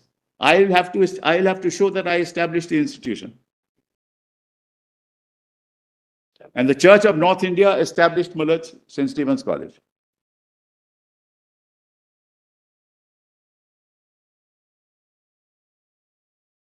That's the fundamental, Mullah, issue. Basha answered it wrongly because Basha said, no, the Muslims were not administering. Where is it in Article 30 that only the Muslims must administer, or the Christians must administer, or any other community must administer? What is administration? Running, well, that's the other thing. What is administration? Running the day-to-day affairs of the institution. That's administration, I hope, Mullah. Nothing more than that. If some statute has to be approved by somebody, that's not administration. I have to run the university in accordance with the law. Law is 1906. And well, nobody's answered 1906 on the other side. I've been saying again and again, apply that 1906 to pre-1950. These were all regulations. Of course, Mullah, somebody had to approve. It was the British Empire under which, Mullah, we were being governed. There was a Governor General. There was a proctor. Somebody had to be there. But that's not administering. Administering is running the day-to-day affairs of the university, which means appointing your teachers, holding examinations, admissions of students. That's what administration is. Administration is not some approval that is to be taken by a statute. How many times, Mullah, do you think St. Stephen's have any role to play in an approval taken by a statute, Mullah, or the Executive Council or the Academic Council or the ordinances of Delhi University? Nobody takes. We are governed by it. We're governed by, that's 1906. So these are all regulations of 1906. Mr. Sibal, with your argument, then standard of administration of one minority institution will be different than the other minority institution. Always is. Because St. Stephen, see the level of what was the interference by the university. and how this court turned down that interference. So now you are accepting that there can be an appointment of a vice chancellor, appointment of a visitor. Always has been. All minority institutions. Never an exception. But in that case, the standard of administration in your case will be different than those. Always another minority institution. Yes. Or other institution. Of course, because the teachers are appointed by me. That's admitted, Mullah. That's the accepted position. That's the administration, Mullah. Everyday running of the university. How do I run the university? How do I run the hostel? The appointment of teachers, disciplinary action against employees. The university doesn't take disciplinary action against my employees. It will take others, Mullah. You can go to court and say, look, this is wrong. That's fine. So, Mullah, all that is governed because that's regulatory. That's 1906. Just read 1906, Mullah. Just read 1906 with me.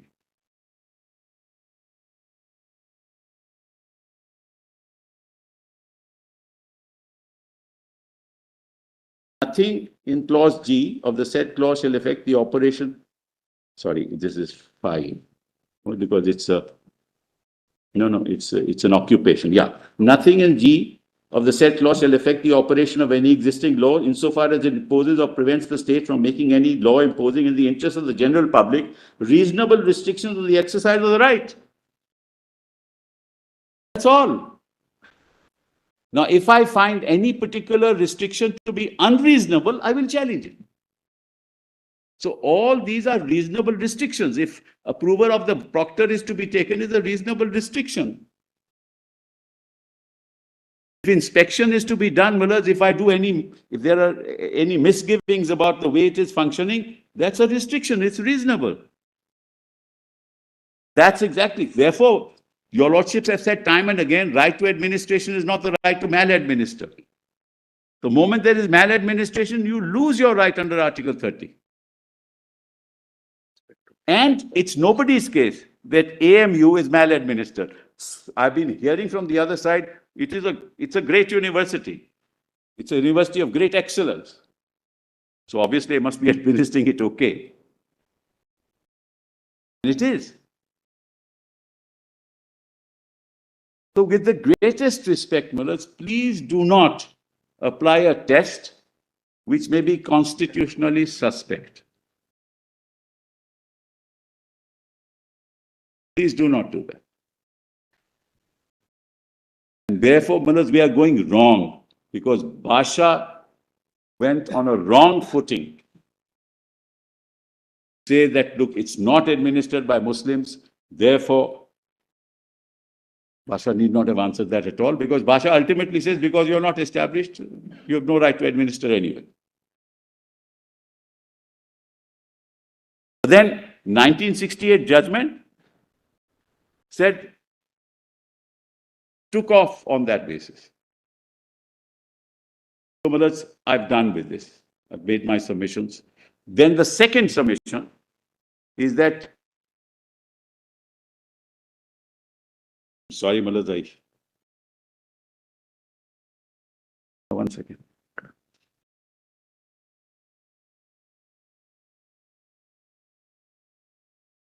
I want to show your lordships, Mullahs, factually. Finally come to my submissions, page, volume 1G, page 15.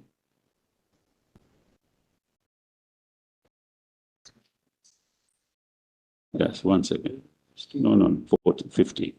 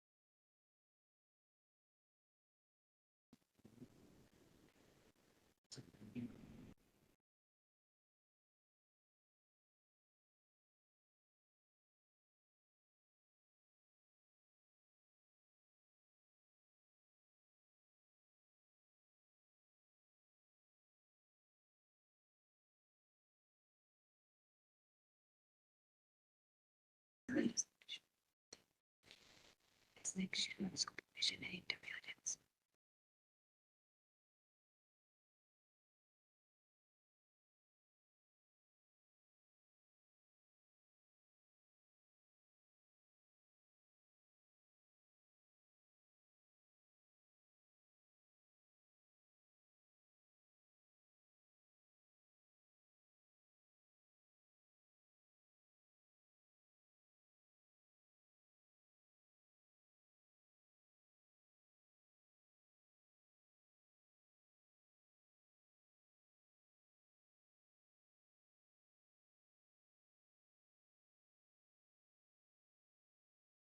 See, so Mullahs, we have all that that's why Mullahs I've been saying throughout, all you have to decide is whether Basha is rightly decided or wrongly decided on an establishment. The rest will follow. Then I have a right to administer whatever the act is. If I feel that some provision is violative of my right and it's infringing my right, I'll challenge it. If not, I'll be happy. That's all that your lordships have to decide. Then Mullahs, the other thing I want to say, Mullahs, my learned friends kept on saying there's a decision of a fact. How can a legislation overturn that fact? What's the fact in Basha?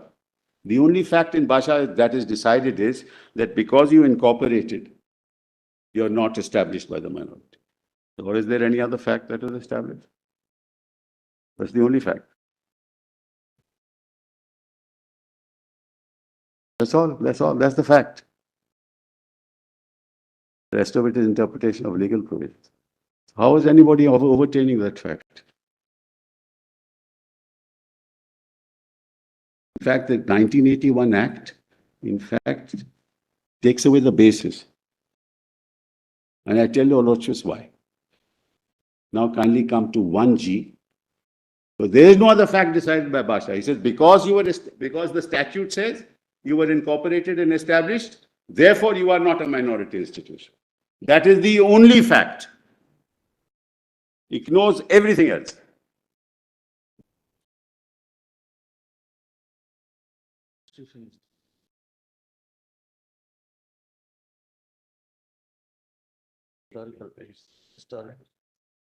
How did it take away volume 1G? Yes, kindly now see, Mullahs. It's very interesting. I'll just give your lordships briefly, orally, the background. The background is that when from the beginning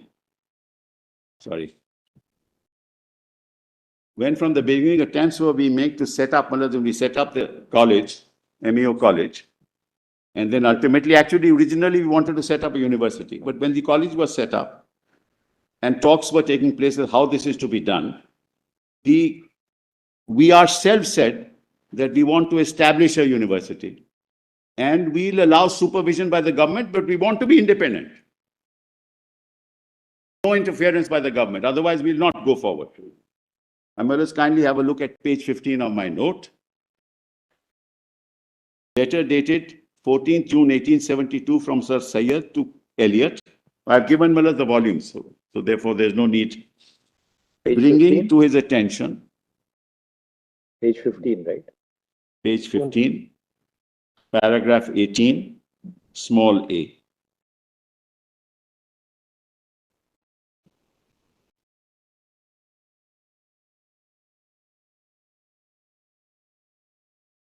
Should have it or no? Paragraph? Paragraph 18A, page 15, Maras, PDF 15. 18 ऐसा नहीं है. The problem?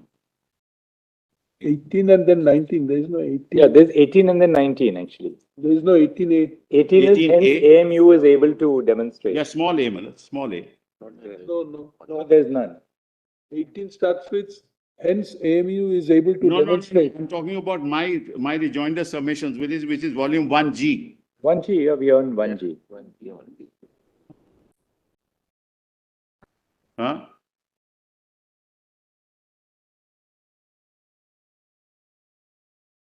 Oh God, you've not uploaded the right version.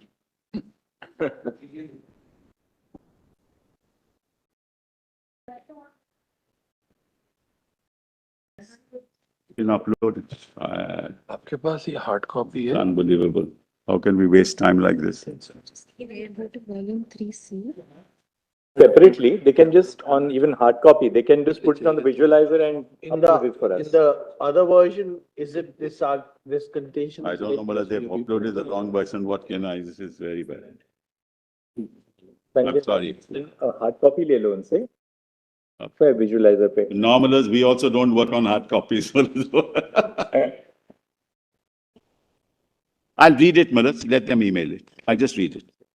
There's a letter of 14 June 72 by Syed to Elliot bringing to his attention that the committee was to be appointed to raise funds for establishment, kindly see, for establishment of a college for the Mohammedans. Okay. Does this begin, Muslim minority wanted to establish a university for grant of degrees on its own? Yes. Which would be recognized by the government. We ourselves were saying that's page number 18, paragraph number 32. Yeah, but we'll give you the final version. So, therefore, it is what we understand by establishment is not the statutory form of establishment.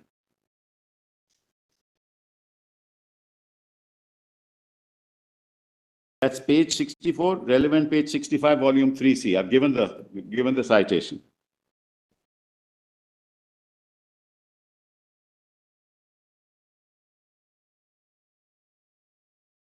Have you sent the right one? Now, let's B. Another letter of 10 July 72 from Evening Bearing Captain to Sir Syed, acknowledging letters of 14th and stating that if the institution, when established, shows a reasonable prospect of divisibility. So they also understand what established means. Therefore, I have been saying again and again, the concept of establishment under Article 30 is different from the concept of establishment through a statute. That's a constitutional right to establish.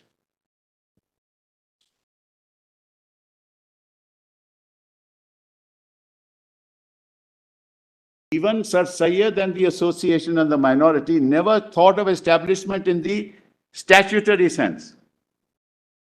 And this is, I'm talking about 1872. If the institution, when established, shows a reasonable prospect of divisibility and general success, and if the course of instruction is such to convince His Excellency that a bona fide effort is being made to afford sound secular instruction, he is prepared to devote 10,000 rupees to the perpetual establishment of a scholarship in the same branch in a European language. I haven't quoted it, Malas. He wants some European chair. That's okay. Then, Malas, there's a letter of 20th July. Syed to Mohammedan chief saying, intimating them that the lowest sum required for the establishment of the proposed college, again, for the establishment of the proposed college, is estimated at 10,000, and that subscriptions towards this have been invited and contributions having been come from the people of all classes. Then on 18th November 84, this is most important. College Fund Committee to the Viceroy government expresses that we wish someday, when our endowments are richer and our schemes are completed, we hope to be in a position to ask the great representative of India, Her Majesty, to confer upon us the legal status of an independent university. To confer upon us. So this is a conferment of the legal status. It is not establishment of the university. These are two separate concepts, and it is reflected in the contemporaneous communications. It's done now.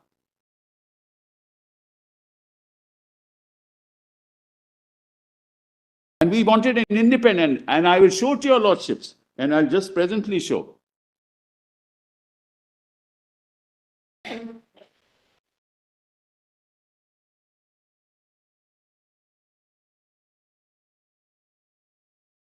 Lordships have it now. Yes, sir. So I was referring, Millers, to 18 small a, b, and c, and d, which I've read to your lordships. Now kindly come to 19. If all my lords have it, Millers, I will read that. My lord Sir Surikant has it? Yes, sir. Just Pardiwala, do you? Yeah.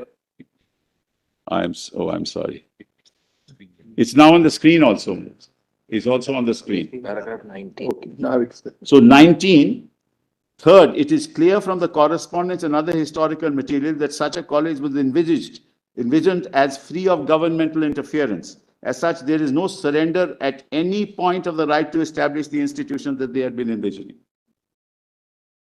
Even at the time, the founders drew a distinction between government interference on the one hand and supervision and support on the other. In this context, the proposed scheme for MAO College presented by Syed is relevant. The scheme reads, I have to mention first of all that management of this institution should be perfectly free from any control of the government beyond mere supervision. So you can supervise me, but you can't control me. That's Article 30.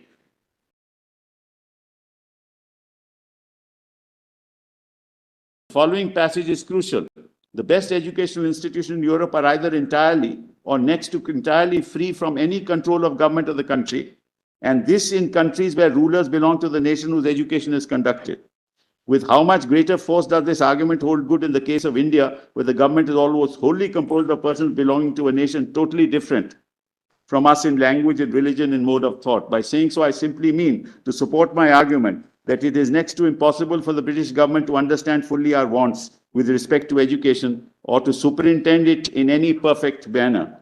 The utmost we can expect from an enlightened government is to receive what we in fact do receive from our government, encouragement and patronage. If our university is intended to give sound education, the English government, as a matter of course, will patronize such institution. And if any direct pecuniary aid is given to us, we should not be unwilling to put our university under government supervision, provided no interference is made in the management of the institution. Which is the year? It is, this I'm reading is 1902. Volume 3. I've given the. No, it's not in the list also, it's not, date is not. I'll give the date. It's 1903. Yes. No, it's not 1903. Anyway, I'll give the date. 1870s. Anyway, so Malaz, the point I'm making is this is how it was envisioned. That you will give it a status. But we'll be independent. Don't interfere with us. And that's why those provisions that the governor can inspect, these are all supervisions. Otherwise, there's no interference in the administration. On appointments, on admissions, on appointing teachers, on everything is controlled by the court. I'm not on Muslim and non-Muslim now, Malaz. I'm talking of pure administration. We're not concerned with Muslim, non-Muslim. The point was that the provisions that my learned friend read are provisions under 1906, equivalent to 1906. Provisions of supervision that you don't fall foul of the standards. That's what it is. It has nothing to do with establishment. And giving it legal status is the establishment under the statute. So then, Malaz, then this very MAU, Malaz, all was taken over. This MAO was taken over by AMU. And the same thing happened in AMU. Exactly the same. No change. Whatever government control was there in MAO, the same was there in AMU. No change. That is, we have a chart to that effect. That is chart A in 1H. Just you note that. We've said so. We've demonstrated. So, Malaz, our concept of establishment was clear. That they can supervise was clear because they're going to give us aid. The same here. That's 1906. They regulated us that finally I can't. Apart from the first ordinance, if I wanted to amend it, the court could amend it, but ultimately it will have the final approval. Every ordinance in Delhi University will have the final approval of the visitor. Okay. That's not administration. The whole complete confusion on the concept of administration. So this happened. This is the background on the basis of which the university was set up. Now, let's move from 90, because there are four, so to say, milestones: 1920, 1950, 1965, and 1981. 68 and 1981. Now, these rights got frozen in 1950. Right got frozen.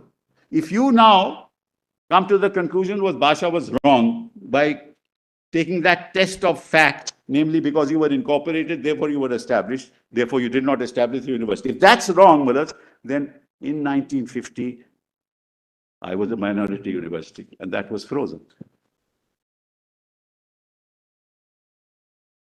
The same test would apply. And what is your lordships considering? What was the position in 1950? I was a minority institution in 1950, established by the minority, which is clear. Well, on facts, it is clear. They have all been set out by your lordships. Fund was mine. Donations were given by Muslims, non-Muslims, even others. 30 lakhs was never given by the Nizam, as one council said. And all that was, and that was the condition precedent for establishing, that you have to bring in 30 lakhs. We brought in, its value is over 320 or 40, 50 crores today.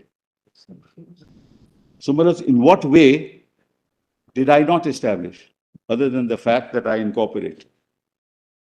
I incorporated why? And that's also history, Mullahs. I can't go through it because there's no time. The history is this, Mullahs, that there were two schools of thought. And if the Muslims are conservative today, you can imagine how conservative they were in the 19th century. And there were two schools of thought. Well, there were two kinds of schools, what are called the Halka Bandi schools and the Tehsili schools. Halka Bandi is in the Halkas, those says, and then the Tehsis, the schools were there. And the Muslim parents never used to want to send to these schools. Some of them were English speaking, they didn't want, the conservative elements didn't want that. But the Sir Sayyid element wanted a liberal education to copy the British. And that's how, Mullahs, this whole concept came about. But without interference by the imperial government. And the imperial government agreed with it. They didn't interfere. Have your lordship seen any document in this entire proceeding, right from 1968 onwards, that the imperial government ever interfered? Ever interfered? No statute was ever refused as suggested by the court. Never. They were never interfering. And the argument is no. Because they had the final right of approval, therefore this is not established. It's a non-starter, according to me. So, Mullahs, a committee was set up. In terms of committee, there were two schools of thought. One school of thought says, let's move forward with Western education. Let's have our children be taught in the English language. That was one school of thought. The other school of thought was, no, we suspect these people. We don't want to go to these schools. We are against Sir Sayyid to set up this university. And the British said, if you are able to get 30 lakhs, if you are bona fide in your efforts, I will help you. And the statute itself, the 1920 Central Legislative Act, didn't have any element of interference with the day-to-day functioning of the AME of AME. Never. And then in 1950 it got frozen. Then what happened in 1965 was this act, and which was challenged by somebody. There, Chagla said it's a temporary provision, it's an emergency provision, but I will continue to maintain the character of the university. What did he mean by that? Character of the university means it's for the minority. It's not for the majority. 1 second. 1 second. He had to support the act. Naturally, he had to then agree with Basha. How can a minister stand in parliament and moving an act to amend and say, no, no, no, this is before Basha? Before. Yes, right. Basha came subsequently. Yes, that's right. It's before Basha. No, but he did say, but that may not be binding on us, but he did say that he Yes, did he not did. believe. I accept that. Manoj, he did say, Manoj. But didn't Manoj, I'll believe tell that your he was lordship a minority. again. Quite frankly. He probably wanted that it should not be declared as a minority institution, because let's also forget St. Stephen's came much down. Yes, yes. That's correct. Your lordship is right. At that time, there was no question of reservations. That's right. That's right. That's a separate issue altogether. That was not the issue at all. Yes, yes, that was not the issue at all. But anyway, Manoj, so that's what happened, Manoj, and therefore, de facto, it continued. That character of the minority institution continued. There was no interference. So from 1950 till 2005, there was no interference as a minority institution. So, Manoj, what is the occasion today to interfere? If Basha is wrong. If Basha is right, Manoj, then it's another matter altogether. And therefore, Manoj, your lordships will have to see the position in 1950 what happened and what the word established means in 1950, which I said in my opening argument, that the concept of establishment under the constitution is different from establishment under a statute, because that is to seek recognition. And in the speeches, Manoj, that you will find, the people are saying, look, how will our children get jobs? And because, Manoj, AMU, we set up the university with the approval of the British government, the second argument made was that we were loyalists to the British. So were the soldiers of India loyal to the British when they fought in the World War? So was, Manoj, the Allahabad University loyal to the British? Everybody seeking a job in the government of then government was loyal to the British. Is that a test, Manoj? Is that an argument? All ICS officers were loyal to the British. Is that an argument? That's a communal argument. So, Manoj, let's not deviate from the essential constitutional question. Loyalty to the British or being part, there were several people who were not part of the national movement, but that didn't mean they were not loyal to India. Their concepts were different. Some people wanted social change. Netaji said, I'll revolt. I won't be part of it. I'll be part of the Allies. Axis. The others said, no, we'll be part of the Allies. So different concepts. So we can't put a status to an institution based on these kind of considerations. It'll be wholly irrelevant and also, I think, very divisive. Then the concept of minority. What is a minority? How do you determine then a linguistic minority in a state? There'll be several linguistic minorities in the state. How will you determine that? So this whole concept of you're not a minority at all. So if in a state somebody is in power in Maharashtra, then who are the minorities in Maharashtra? What kind of argument is that? We were not ruled by the Pope, Manoj. It was the British Empire. The fact that they were Christians didn't mean that we were ruled by the Pope. So, Manoj, that's the other level of argument. Then, Manoj, the third level was that, look, this is an institution of national importance. Correct? It is an institution of national importance. Now, Manoj, look at it constitutionally. As a matter of law, can you say that a minority institution established under Article 30, which is our fundamental right as a community, cannot be an institution of national importance? Can it ever be said?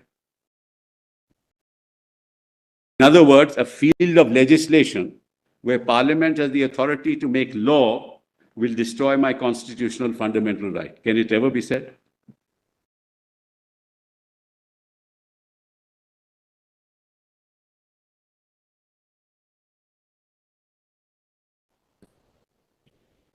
Minority institution is the furtherance of a constitutional objective. Why? And I said so in the beginning, no reservations in any institution. Coming back to the reservation issue, Manoj, if today there were reservations in this institution, minorities wouldn't have a place because 60% of the seats will go. And And there are many institutions of national importance where reservation is not allowed, even under our constitution, even today.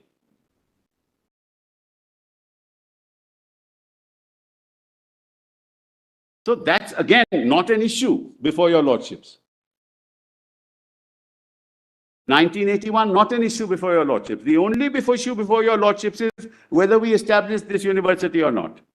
That's the only issue. Everything else will follow. Whether 81 Act is good, 81 Act is bad, all will follow. If we have established, then well, it will be tested on that basis. If we are not established, we're out. We're not a minority institution. That's the limited issue that your lordships will have to decide.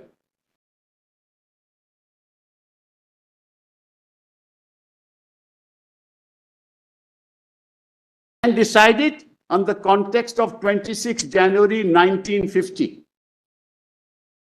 What do you mean by the word establishment here? And can, on the basis of what is placed before your lordships can come to the conclusion, yes, it was established by the minority. If your lordship says Bhasha is right because it was incorporated, you got legal status, therefore you're not a minority, that's another issue. That's what Bhasha decided. But that's what your lordships have to decide. As simple as that. This numerical test has no application. With respect, it has no application. And I'll give your lordship, since your lordships want it, just give it to my lord, the numerical test. You have it on your printed. Yeah, give it. Just, Malas, your lordships may note the provisions of the Constitution which refer to institutions while you do this, institution of national importance. Malas, kindly just note it. Article 62, entry 62, list 1. Entry 63, list 1. Entry 64, list 1.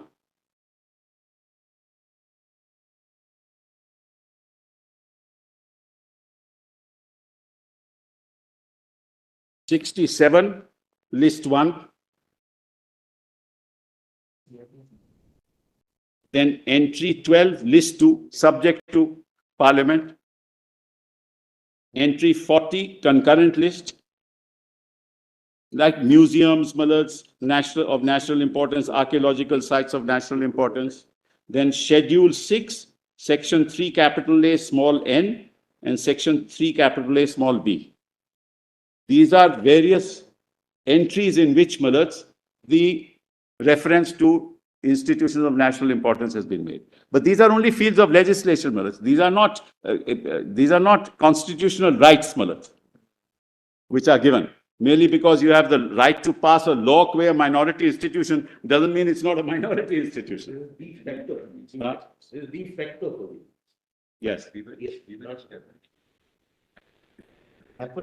And the other thing, just to say, we were established by an act of the Imperial Parliament. We could not have been in list 2. Education was in list 2. We could not have been there. That's why it was included here. If it had been universities, it would have been regulated by the state. The union didn't want that. And it was passed by the Imperial Parliament. There was no question of it being included in list 2. Then the third issue is, if you were to include it in list 2, then each state will have its own, control each university in that state, Nobody wanted that to happen. There were only 3 universities of any character in this country at that point in time. Delhi University, Banaras Hindu University, and AMU. There was no fourth. That's why it says, and any other. Then the IIT came, the IIMs came, Bhabhi Katoma Energy, all that came later. 165 universities happened later. That doesn't mean that, that they don't have the character. And each of them will be peculiar to it. So then the other argument was, look at this university established in Annamalai. Annamalai was established because there was a private person. It's not a minority institution. Annamalai was a private person who was the founder of that university, he handed over everything to the government and said, but I want, as a founder, I want control over the staff, I want control over nominations and stuff like that. They said, fine, you take it. But how do you apply that test to a university under 30 or a minority institution? I mean, each institution, and the founding moment is entirely different. For each university will be different. See, you can't make an argument of uniformity that every university must be in the same manner, it's established in the same manner. It can never be. Universities anywhere in the world will be established in different manners depending on the time, the level at which society is placed. All that will be factors, Mullahs. So that takes care of that argument, Mullahs. The other thing is that, let me now just see if there's anything left, Mullahs. I want to quit.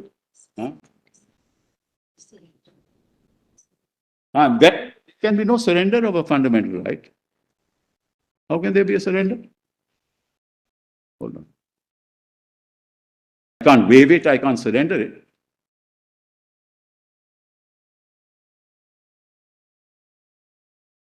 If in 1950, I was an institution established by the minority, there's no question of surrendering anything. If I have not established, and if Basha is right, that because I was incorporated, then of course it's another issue. So, Mullahs, the administrative argument that has been made is without reference to the scheme of the Constitution. It has no relevance. The only relevance is, was it established? Now, Mullahs, on surrender, in St. Xavier's, it says it is doubtful whether the fundamental right under Article 30 can be bartered away or surrendered by any voluntary act, or that it can be waived. So, Mullahs, that whole argument, the reason is that the fundamental right is vested in a plurality of persons as a unit, or if we may say so, in the community of persons necessarily fluctuating. Can the present members of a minority community barter away or surrender the right under the article so as to bind its future members of the unit? The fundamental right is for the living generation by a voluntary act of affiliation of an educational institution established and administered by a religious minority. The past members of the community cannot surrender the right of future members of the community. The future members of the community do not derive the right under 30 by succession or inheritance. Very powerful words. Justice Matthew and Justice Chandrachud, as he then was. Also, Kerala, Mullahs, nor do we think that there is any substance in the argument advanced by Learned Counsel for Kerala that this bill has not introduced anything new, and the Anglo-Indian schools are not being subjected to anything beyond what they have been submitting to under the Education Acts and Codes of Travancore. In 1945 or 47, when those acts and codes came into operation, there was no fundamental rights, and there can be no loss of fundamental right merely on the ground of non-exercise of it.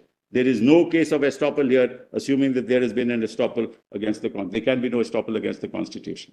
So surrender, estoppel, waiver, I just have completely alien to our Constitution as far as fundamental rights are concerned. And 30 is part of fundamental rights.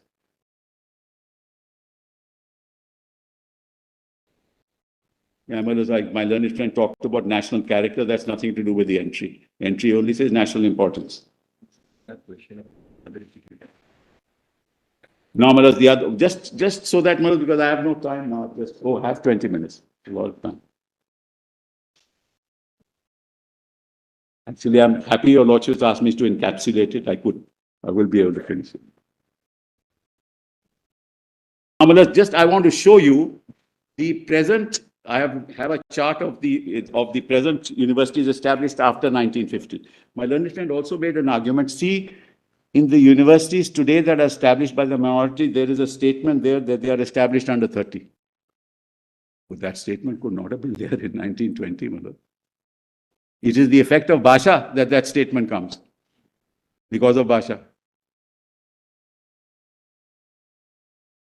That can't be used that because there was no such statement there, Mullahs.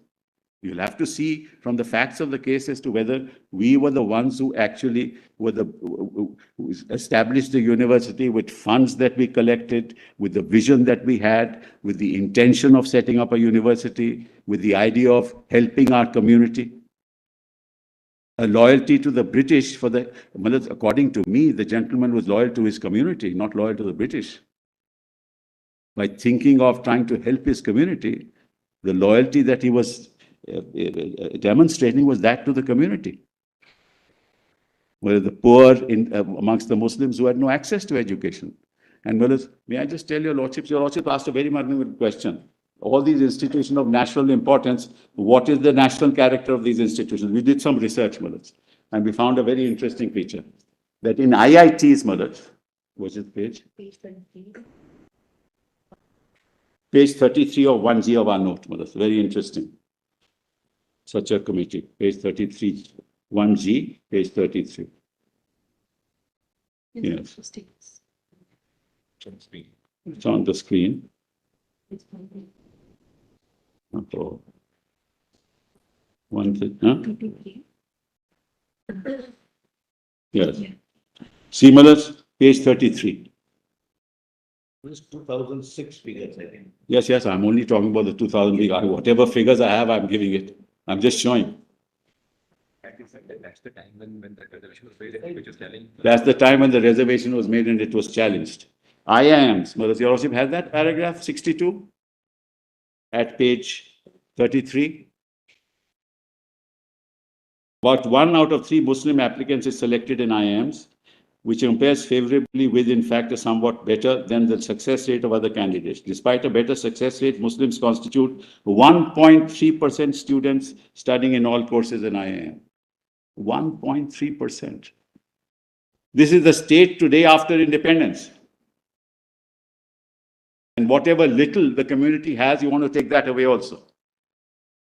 And in absolute numbers, there were only 63 out of 4,743.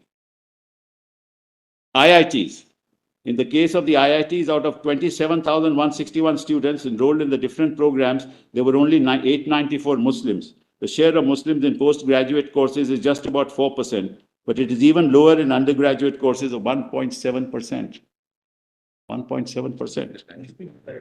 This is the factual, this is the national character of IIT that my learned friend was talking about.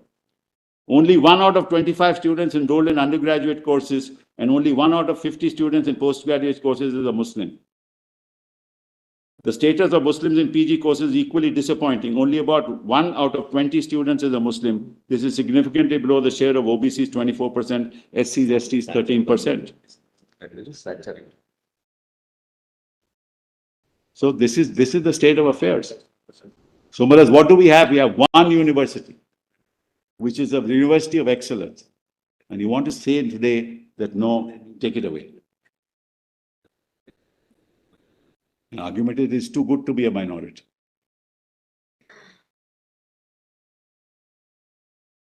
Even the private survey shows only say 1.6% are Muslims. In 2019, I'm talking about, but that's a private survey, Mother. But this is government for IITs and IIMs. I'm talking about IITs and IIMs. 2019 private surveys say that, and done for the IITs. So now, let's kindly go to my chart in the beginning of this note. Yes, the index, table of contents. Based on the entrance test, we find. What turns on? Nothing turns on. I didn't say anything turns on it. You said that these institutions must represent national character. So what's the character they're representing? It's non-denominational. It is not denominational. It's a right, fundamental right given to the minority. Diversity, we are admitting. But as I said, this university has graduated thousands and thousands of non-Muslims. St. Stephen's, thousands of non-Muslims, some of them sitting here, some of them sitting there. Madhav Menon was a product of AMU. He did his LLM and PhD there. So what are we talking about? Secular nature of education can never be discarded, should never be discarded. If it is, it's violative of people's fundamental rights. But we are imparting secular education. But we have certain elements that have something to do with our community. And as I said, if my learned friend is right, and he's right, there was no reservation. But the fact of the matter is there was institutional reservation. So from MAO college, people came into the university. So there was enough Muslim students because of that. From the schools, they came to the university college. That's how much the representation was maintained. We didn't need reservation. But if you throttle that, mullahs, then where will we go?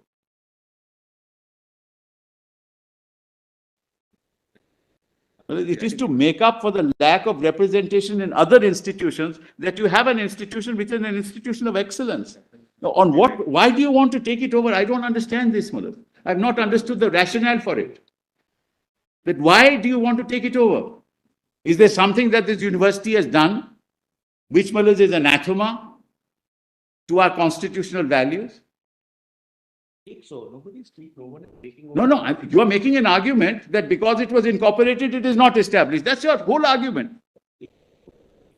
You are taking over, but you are saying it's not established, therefore you'll take over. What will be left?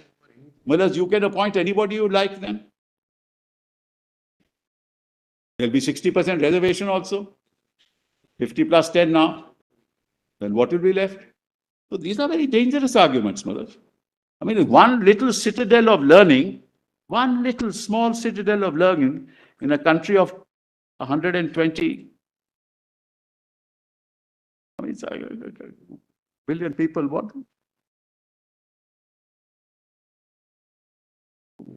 what are you, 1.4 billion people, what are you trying to do? Small institution. So, mullahs, just the contents. One factual argument on administration, mullahs, I've already done that. I've shown that. Mullahs, I've given the pages because it's all structured here, mullahs, with the pages and the cross references. Broader analysis of Article 30. Just come to page 11.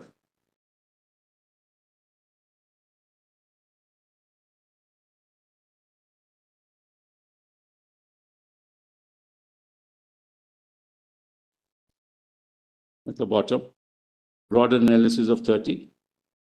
The respondents have argued that in order to determine whether a particular institution is a minority institution, a twin test must be satisfied. First, the minority must show that they established it, and second, they must demonstrate that they are administering it. That's the wrong test. It's an absolutely wrong test. This argument of the respondents is mounted on the strength of the word "and" in establish and administer. That's the learned solicitor, my dearest friend, mullahs. He's been arguing this.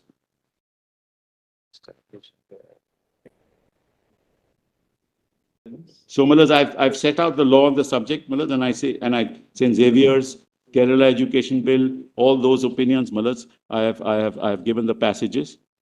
The community in question is the religious or linguist minority, and the minority community established the educational institutions. And it must not be overlooked that 31 give the minorities two rights, to establish and to administer. Mullahs, I've done that. So go back to the contents, mullahs, now. So this is on 2. Then no surrender. I've shown that to your lordships. Then declaration AMU is an institution of national importance. I've dealt with it. And legislative debates do not render AMU a non-minority institution. Right? Your lordships have to look at only the aspect of establishment. Anything else? Yes, I want to show that chart, which is that page. 1H. Well, I hope you have it. 1H, yes. Now this is, mullahs, there are two charts. This is, the first chart is the comparison between Aligarh Muslim University and MAO College. Your lordships will find that at page 1.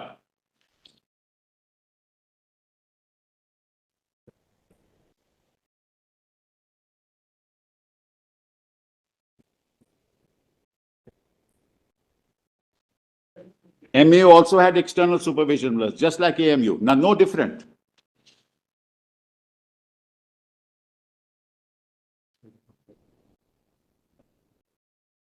Which one are you going? You don't give the wrong one.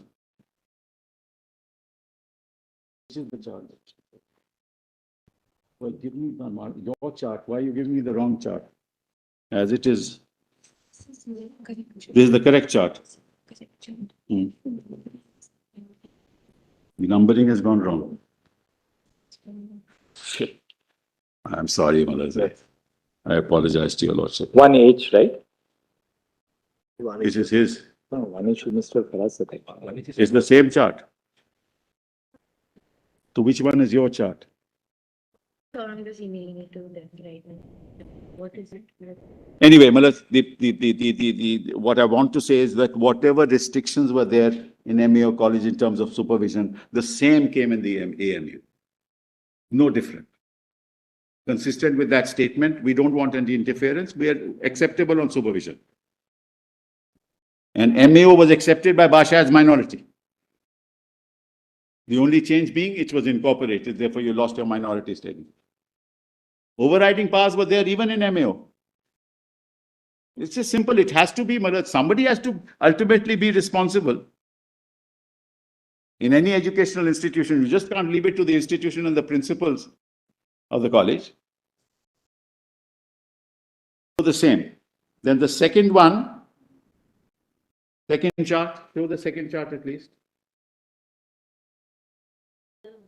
It's there on the screen. Now you will see the second chart is page 8, it starts, it's on the screen. Now what we've done is we've looked at University of Calcutta, Aligarh University, Alia University and Haryana private universities. You will find similar provisions in all universities. So they are not minority institutions because there's a right of inspection. Page 15, Malat. I agree. I'm saying it has the same provisions. That right to inspect which you talked about as far as the AMU was concerned. He said you have a right of inspection. See, it's a right of inspection here.